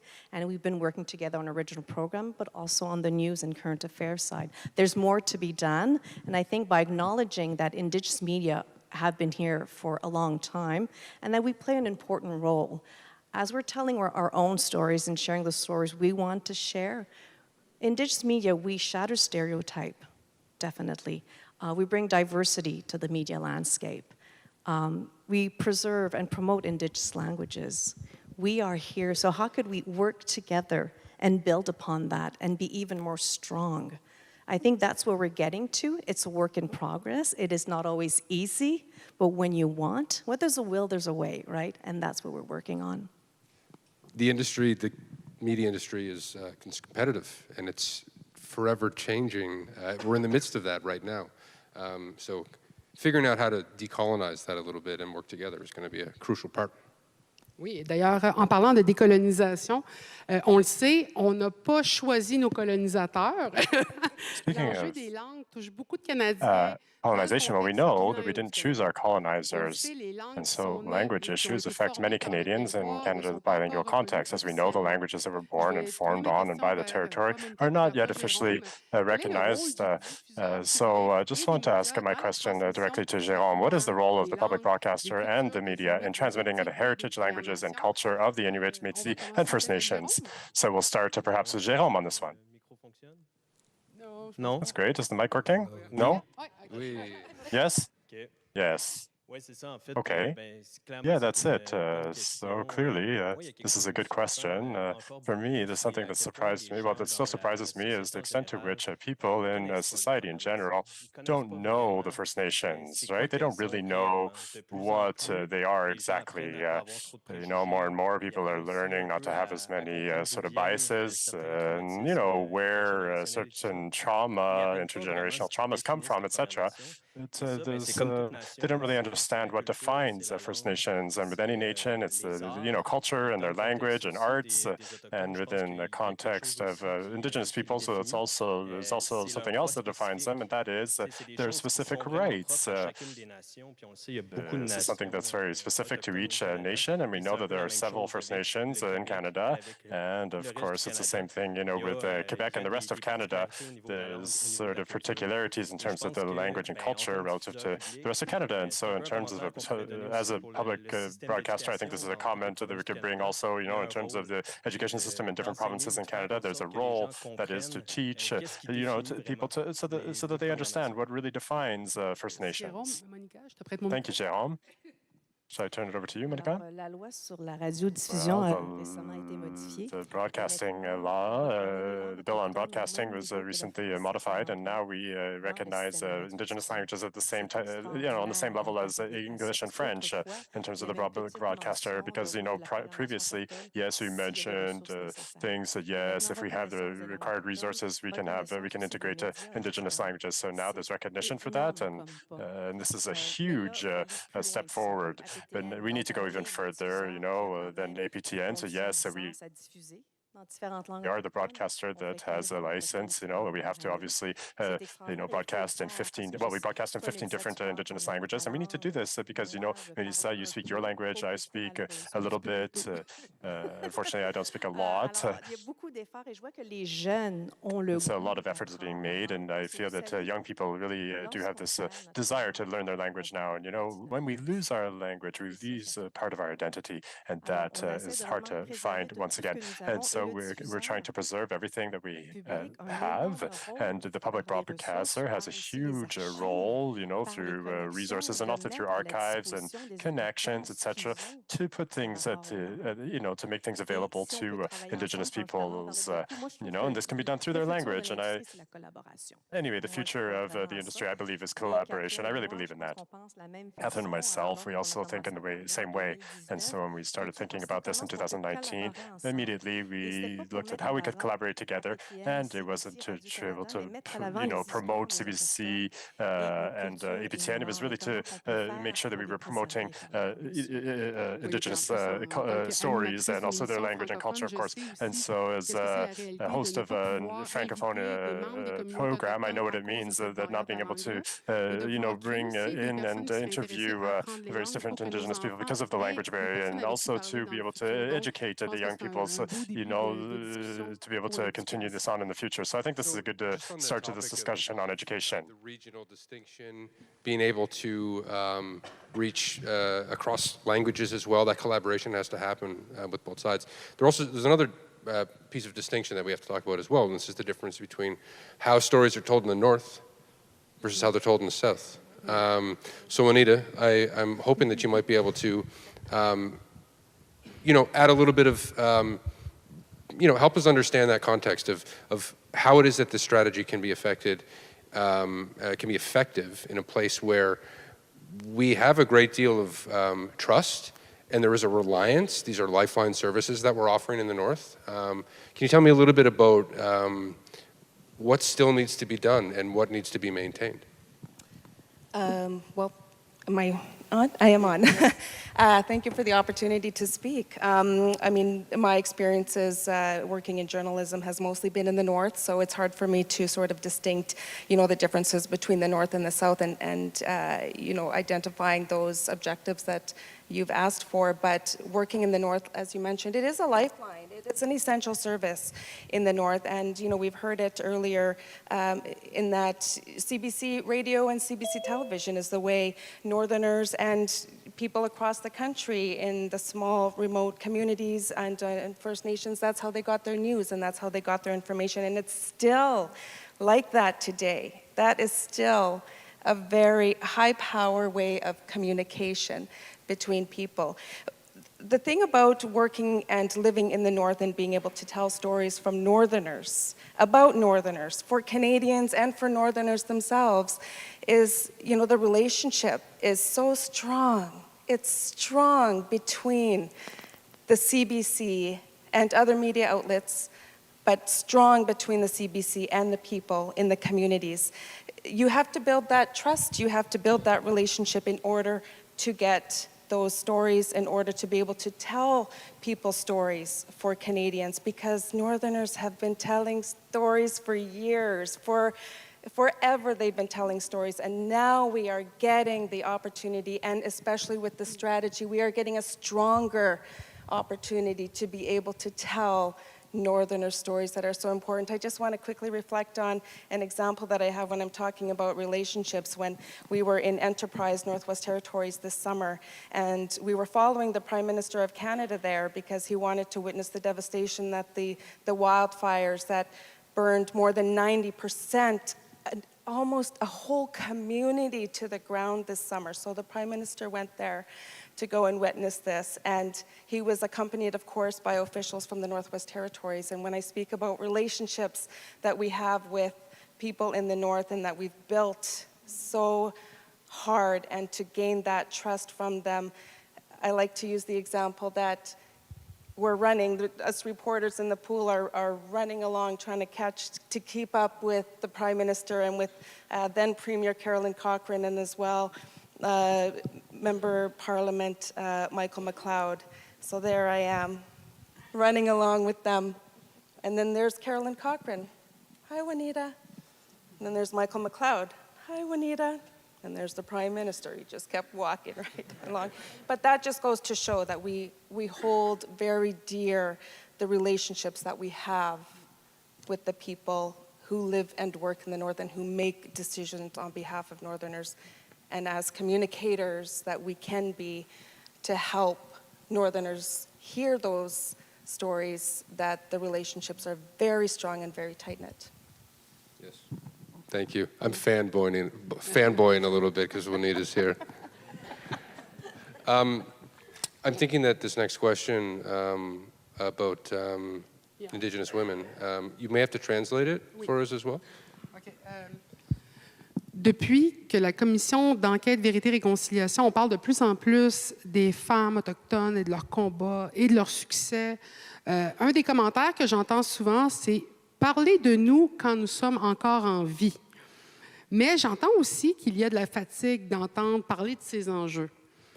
Comment peut-on continuer de parler des enjeux, mais aussi de célébrer nos avancements? Quelles histoires vous avez envie d'entendre? So we're just wondering what stories you want to hear about Indigenous women. I'm going to translate that.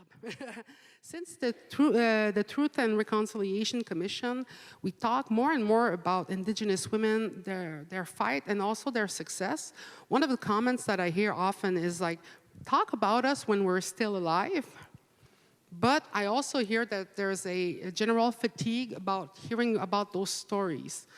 So yes, it's a true comment. How can we talk about these issues, but also talk and celebrate our advancement? What stories do you want to hear about Indigenous women? We were thinking about Juanita, Chris, and Monica. The women, Chris. Yeah, Chris. Yeah. Hello. I think about the Missing and Murdered Indigenous Women and Girls and Two-Spirited Peoples Inquiry Report and the research that they pointed to describing these missing and murdered relatives of ours as not being considered newsworthy victims. I think that since that inquiry report has come out and raised so much awareness about this, that women, two-spirited people and girls who've gone missing and been killed have become newsworthy, are newsworthy, and we have lots of really meaningful examples of those stories being told, including CBC Manitoba's Mother, Sister, Daughter project, which was discussed earlier. But as Megan pointed to, we can't just be newsworthy victims. We also have to be leaders and matriarchs and chiefs in our own communities, ministers, and good relatives to one another. And so I think part of it is about recognizing the resilience and the success of Indigenous women. And again, there's lots of good examples of that coming from CBC Indigenous, coming from CBC outlets across the country. I read a great article the other day about Ontario Native Women's Association conference that was celebrating Indigenous women's resilience and success. So that is a key part of it, and also just ensuring the representation. We have some very amazing and powerful presenters and hosts and journalists here today, ensuring that women have access to those roles of leadership in telling those stories. I said that I wanted to ask you first, but I think because of time constraint, I would like to direct the question to Megan, if you don't mind. To me? Yes. Can you give me the question again?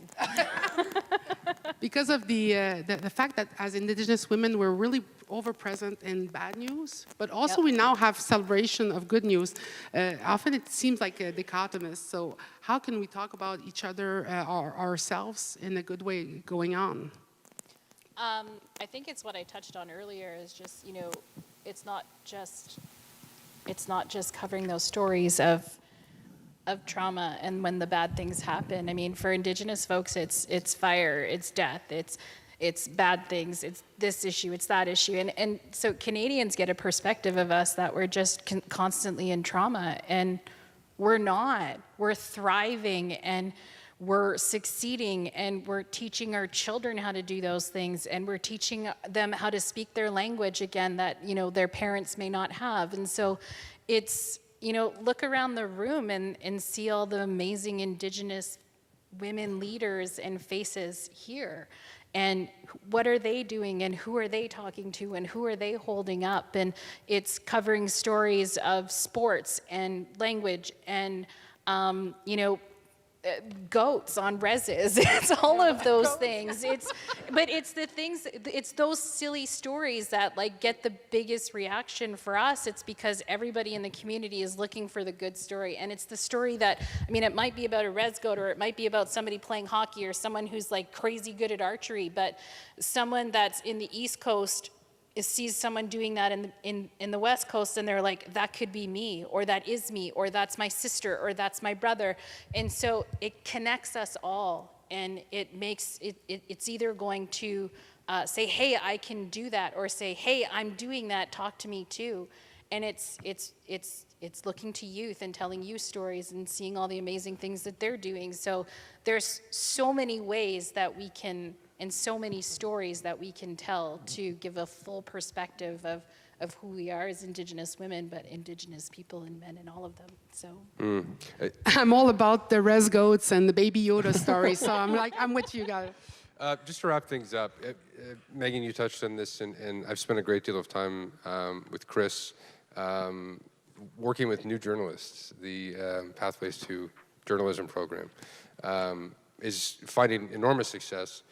And all across the engagement sessions, we've been talking and hearing feedback regularly about programming for youth, how important that is. It's about the foundation of cultural reclamation and revitalization. This is language.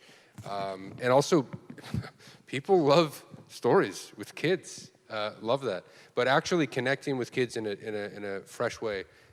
Leonard, I know as a producer now, specifically in Indigenous content with CBC Kids, and as a father, and you were once a child. Once upon a time. Can you tell me about the types of things that you keep in mind, as you're helping produce this just to take us out, let's talk about the kids a bit. Can you hear me? So one of the biggest things that I take into consideration is that I'm one of a very few people that work in CBC Kids. I might be the only Indigenous person that works out of the 60-person team that's there. I have a responsibility to say we need to try to put Indigenous programming on the TV, on the websites, on CBC Kids News, on their TikTok channels, on every single piece that's not just Anishinaabe-centric. It needs to include Ojibwe, it needs to include Cree, it needs to include Gitxsan, Inuit, Métis perspectives, and that's one of the biggest responsibilities that I have, is to make sure that Canadian kids across the country aren't just getting a pan-Indigenous perspective on who we are as Indigenous peoples. And to say, you know what, like, I think we should try to be as nation distinct as possible. In every single community bureau that CBC has across the country, there are Indigenous communities that are near or in that particular region. And that's the difference between, you know, I can't be the expert for everything that is Mi'kmaq. I can't be the expert for anything that is Wolastoqey. When we went to the North American Indigenous Games this year, I relied on you because you have that experience. And so the CBC needs to take those, what they know as best practices, that say, you know what, when we're going to Iqaluit, we're talking to Inuit reporters there, and they know their communities better than I know. And even though I'm Indigenous, I don't know anything about them the way that they know it. And so we need to hire and bring in every single person in every community that, to make sure that they have representation, to say, you know what, we're going to train you, we're going to bring you up to speed, we're going to bring the best talent that exists in each of these communities, so that when we hire them, there's an understanding that says, we're going to put out the best of the best, and in turn, you're going to give our communities a boost, right? We're going to say to our communities, this is the most important relationship, here is how things should go. And I think back about, you know, things like projects. You know, for so long, non-Indigenous employees will come to us and be like, hey, we've got this project in mind. What do you think of this, this, and this? Instead of us saying, you know what, here's all of the different ideas that we have for XYZ, for documentaries, for anything, you know. There's just so much that we could do, but it's a matter of you tell me what the limits are, and we're going to try to push past those limits. Yeah, absolutely. Thank you, Uncle. D'ailleurs, j'aimerais en profiter parce que l'importance de la jeunesse take advantage of this opportunity because youth are present in all of the stages in the dialogue that has been held already. And I think that it's important for us to point out that we have youth ambassadors here. They've come to help with this event. And so I would just like to tell you that when we see youth who are taking a part at this level, keep an eye on them, because in just a few years, they're definitely going to be our leaders. Contribution of people, the concern around youth was really important. And today I want to really acknowledge the youth ambassador that's come and help the CBC launch event. And I always say, when you see these youth involved on their own time, watch out, because they're going to be our future leader one day. Can I quickly interrupt? Yeah, go for it. Speaking about youth, speaking about kids, I just want my son, 11-year-old Nico Jr., to stand up and say hello to everybody. Hey, Nico. Just say hello. Just a quick note to add that this is not punishment for you, son, to make you sit here this afternoon for too much screen time, but this is to acknowledge youth, as you just mentioned, Yes. and that this strategy is to help youth like my son and like these fine young youth over here too, that we're moving forward. Thank you. Thank you. So again, thank you very much. Good Jerome, Leonard, Megan, Chris, Monica, Juanita. Thank you guys very much. Merci, Chinishko Mitno. So yeah, we can have a step down. We're too comfortable. Things are about to get real exciting right now. I happen to know the next group that's going to be joining us for a cultural presentation is so deadly, so deadly. I had the privilege of reporting on them. I haven't seen them yet today, but I know that they're here somewhere because nobody's told me otherwise. I'm very happy to invite the Ivan Flett Memorial Dancers to grace us with their deadly presence. You need to get the chair back. The chairs?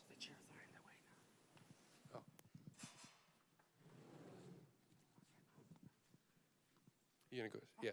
Yeah, you're gonna step down in front of the stage? Okay, perfect. Oh, absolutely. Yeah, yeah, please. Thank you. Thank you very much. Step up front, yeah. Thank you. Thank you. Thank you. Thank you much. Hello and good afternoon, everybody. How are you all doing? We are very pleased to be a part of your event here today. This is how we share and spread our culture, which is through the Red River Jig. And just a little intro on us. Our mission and purpose is to bring hope, motivation, and inspiration to people everywhere, young and old, near and far. We travel the world with this dance, hoping to share and spread our culture through the Red River Jig. In doing so, these kids have been so inspirational to many, many communities all across the nation of Canada and everywhere else, of course. So we are minus one member here today, but these kids are having their work cut out for them. Let me please welcome them up here. This is Mikey Harris and Sienna Harris. Come on up here, guys. So again, we are so pleased to be a part of this.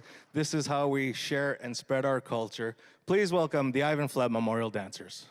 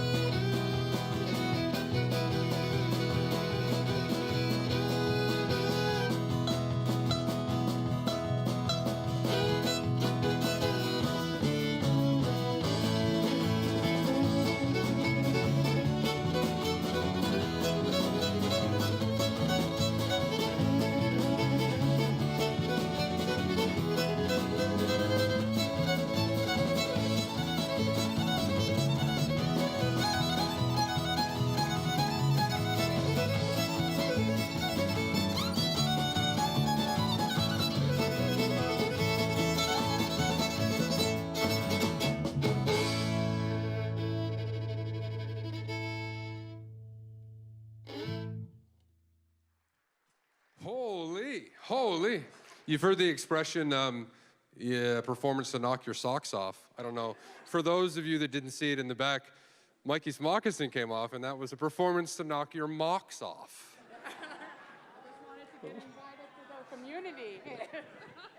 That was great. Thank you very much for that, everybody.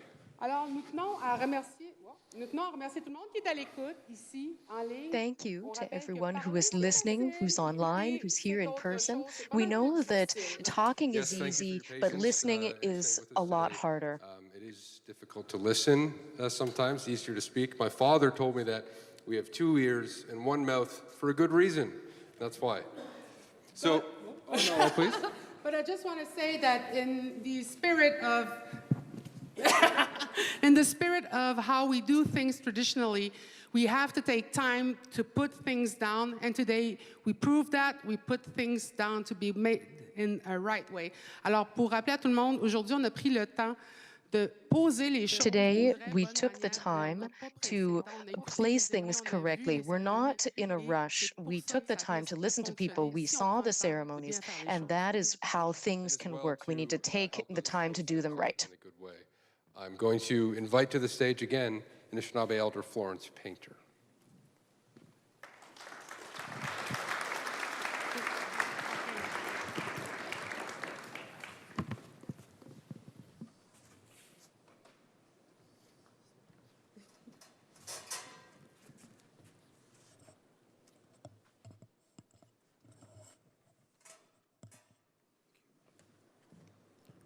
What an awesome evening.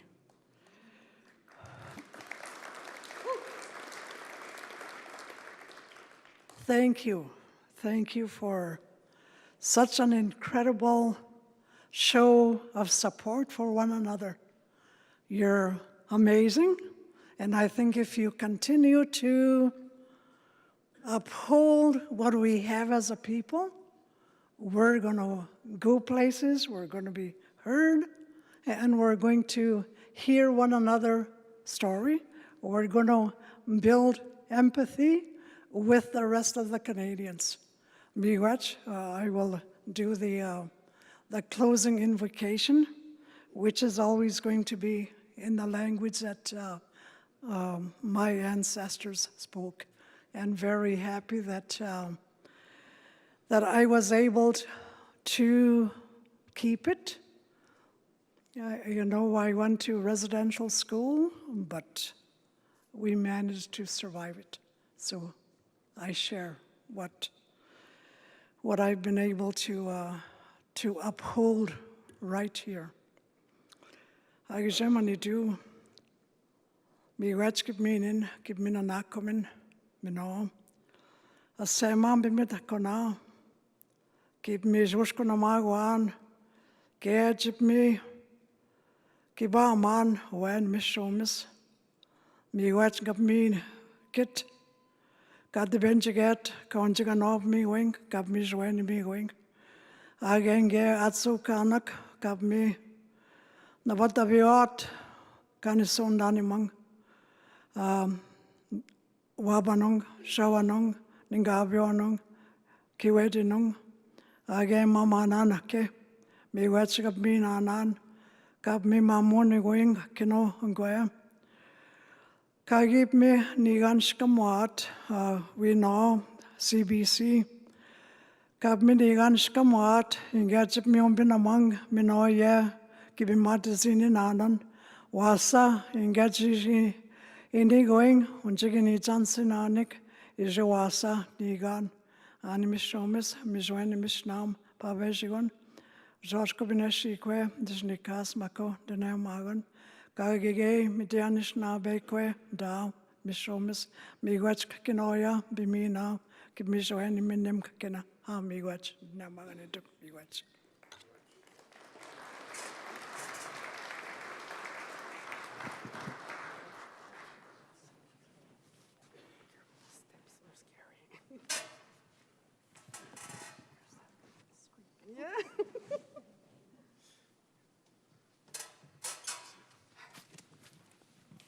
Accueillons maintenant l'aîné de la nation Métis, Norman Mead.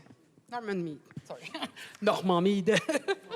So now we will have Norman Mead come and speak with us regarding the Year of the Métis.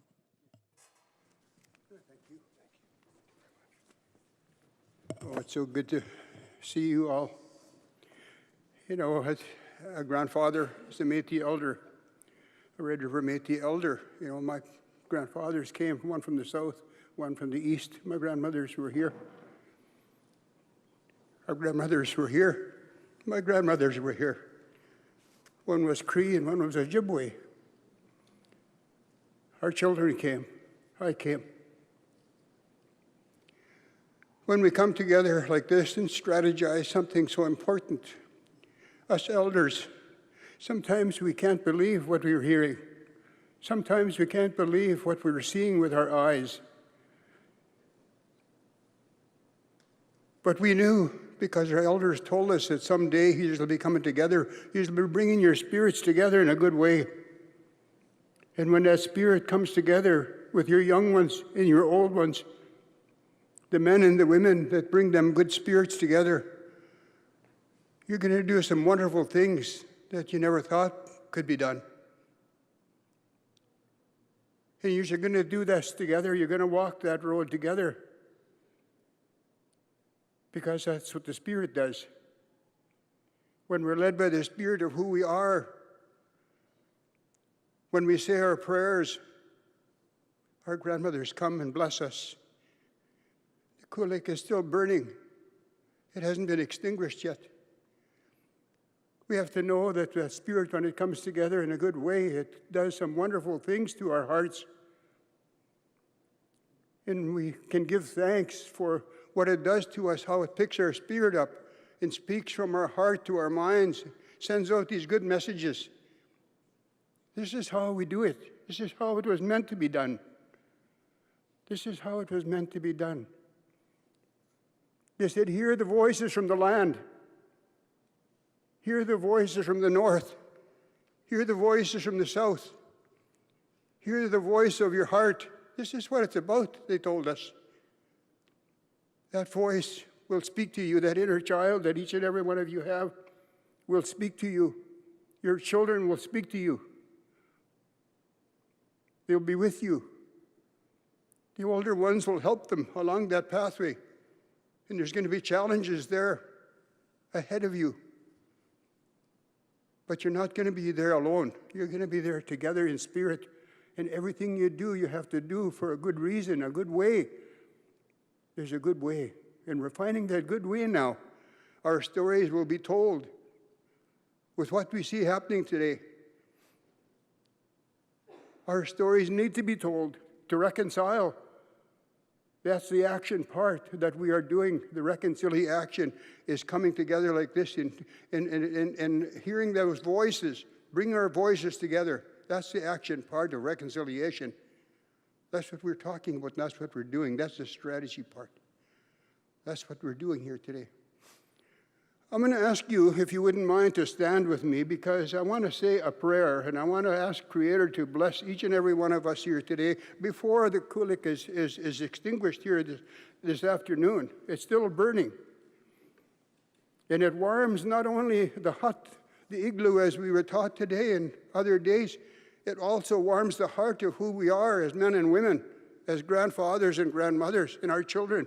It warms their hearts too. That's what the flame does. That's what the fire does. And so when we pray, we ought to stand in prayer and say, thank you, Creator. Thank you for being here with us. Thank you for helping us along this pathway. Because it's a rough road sometimes. It's a hard road. It's not easy. But you're strong. Keep your spirit strong is what the Creator wants us to do. Say your prayers. Call on the old ones. Call on the young ones. Let them dance, because that's what will convince us that we're doing the right thing. Hear that drum and hear that fiddle is what we are meant to do. That's what we were told to do by our elders. Don't forget to play music. Don't forget to celebrate your achievements. This is what we are doing here today. And I say, make wish to Creator, Merci, Creator, for being here with us here this afternoon. Give us that good spirit that as we go forward and do the things that we have to do, on the planning, the strategic plans that we're putting in place here today. Let us do it together, because whenever we do something together, we know without doubt that we're going to arrive at that good place. We're going to get there together. And our children are going to say, thank you. Thank you for leading us. Thank you for being there. Thank to our leaders who are here with us today. We call upon our leaders every day. They're with us. They help us. And so I just feel the good spirit here, the presence of Creator here with us today. And I know that each and every one of you are blessed by it. Each and every one of you will walk away from this room, from this place, and you will say, thank you for bringing us together in such a beautiful way today. Miigwech, merci.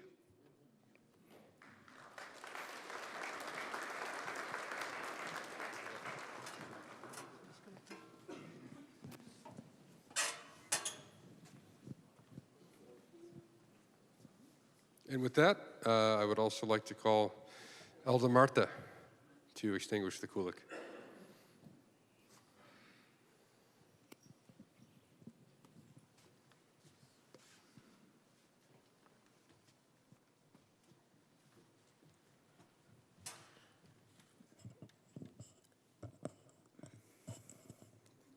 Thank you very much.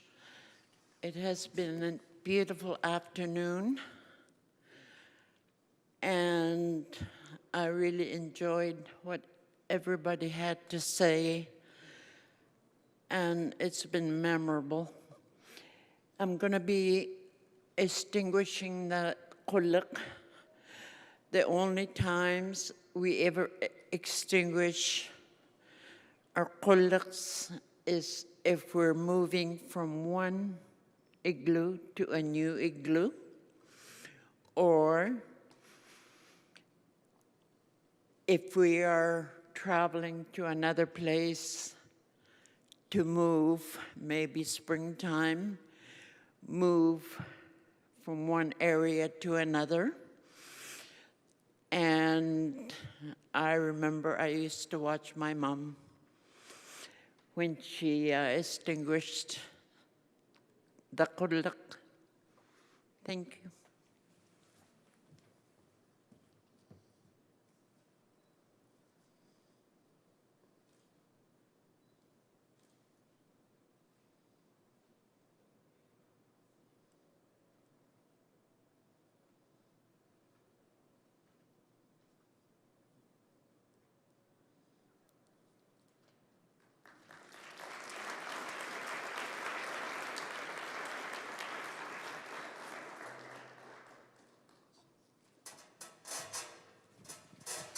Okay. K'jiwaliwin, everybody. That does mark the end of the broadcast portion of our big presentation today from both of us. Chineshka maintenant à tout le monde. Merci beaucoup de nous avoir suivis jusqu'à la fin. Thank you so much, everyone, for having stayed here until the end, and this is the end of the broadcast. Your patience, for listening, everything that you've put into the strategy already, all of our partners, and everything that we'll put in together. We've always said that this strategy is not just for Indigenous peoples. This is about all of us, and that's echoed very clearly by our elders here today. So, K'jiwaliwin for that. To everybody online, thank you very much for tuning in today. K'jiwaliwin, everyone. Chineshka maintenant.